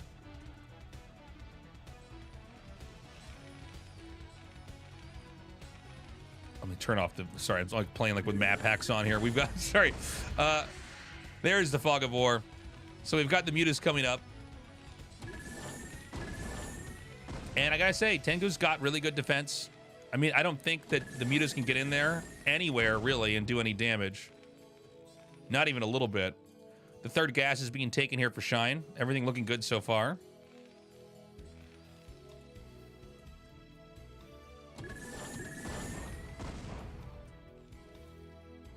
And, you know, honestly, it's not stopping the mutas. The mutage. The SCV comes in here to scout. He sees, okay, third gas is being taken. So this is one of these plays. Sometimes you stop at around 11 mutas. Oh my God, he just like cuts right through here. He's just gonna be in the middle of the base. This was not an even spread of turrets. This was more of a peripheral, a kind of an exterior defense. So he comes in, he does the damage, he gets out. Now the infantry have moved out. They're gonna be pushing, and that's why these mutas had to come out. You need to combo these mutas with the Zerglings. He takes his swipes. Did Tangu get baited into the middle of the map a little bit too far? Oh my God. I think he did. He completely wipes this. We have 2 Marines. That's not enough to really do anything. Maybe to kill these drones. Hey, there's that. If I were him, I'd stim these and just go for it. The mutas are going to come back up. Terran's in a little bit of hot water, but again, with 4 barracks, you replenish this pretty fast. Real quick here, we've got those Marines coming up. It looks like 2 Lings are going to come out here. Oh my God, he's still able to do that damage.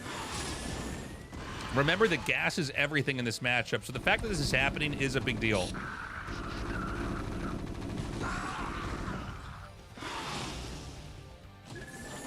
Mutas are going to come take down this turret here. Oh, actually, the SCV repair is pretty crazy. What?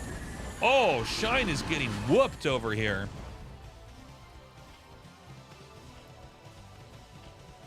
Meanwhile, +1 air attack is done. It's been done for a while, so these are 10 damage mutas. He's not stopping. He's not pulling out from these mutas. He's got the drones being refilled here into these gases. Terran's going to come out here. I guess this is an unfortunate control group here that these are on.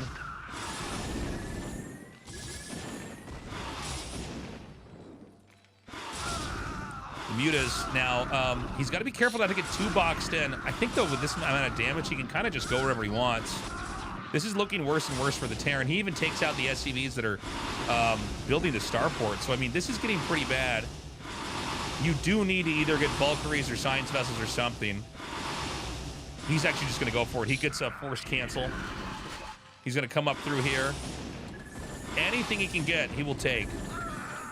The ramp is oftentimes a great way to create a bottleneck here as the Marines try to come down. Going for the depot even. Just going to take a quick peek back here. It is Hive Tech coming. Lurkers are going to be a possibility here. I don't know, man. It does feel like maybe Terran took too much of a beating. I mean, that's going to be tough. What does he actually have infantry-wise? He's got about maybe a control group and a half of Medic Marine. Here come the mutas again. He's going to try to kill this SCV making the starport. It's so crazy.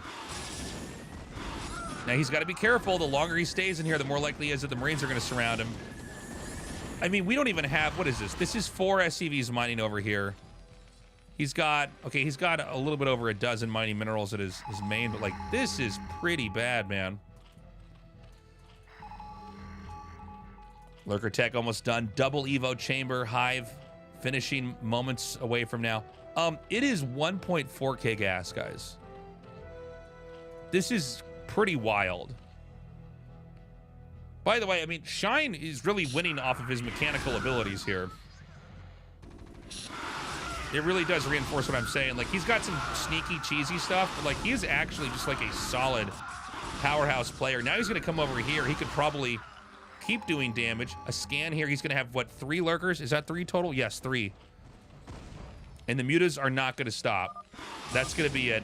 Tangu taps out. GG. Pretty impressive game there from Shine. Thank you so much for watching. I appreciate you taking the time out of your day to join me as I cast these games. And I hope to see you again in a future video. Like and subscribe, and stay safe out there. And also join me on my Twitch stream, Tasteless TV, where I cast these games. Bye-bye.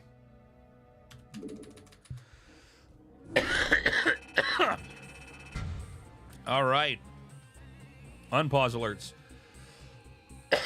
Excuse me. Why do I always have the fucking terrible I gotta go, guys. spawns? I gotta go. Can I have top right one time? I have to cast ASL with Artosis in 30 minutes. We've got another recording. If you guys have a spare Prime sub, don't let it go to waste. Do the right thing. I am going to raid somebody, and then I'm going to be in LA. We'll be flying to LA tomorrow night. So you guys won't see me for a week. What the fuck? What am I doing?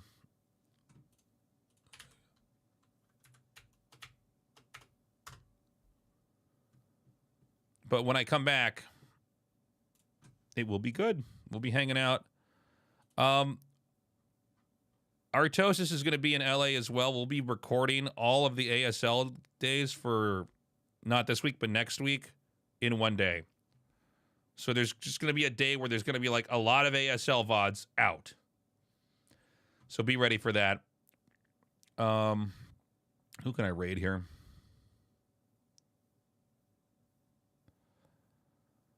I'm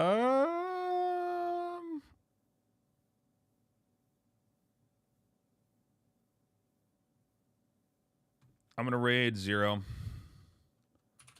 Oh, actually, I'm going to raid Chobra.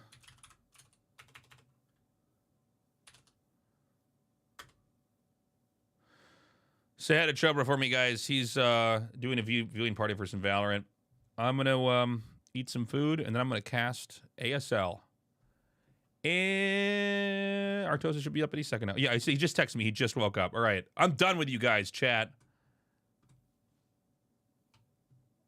What is going on here? What is being pinned by Drip King? Now I can't fucking raid anybody. What the fuck? Oh, be ready in 5 seconds. Okay. There we go. All right. All right, guys. I'm raiding him now. Have a good one. Love you. No worries, Drip King. Take care. Bye-bye.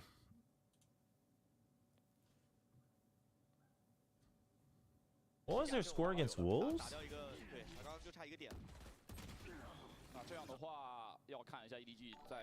Oh, they lost 10-13.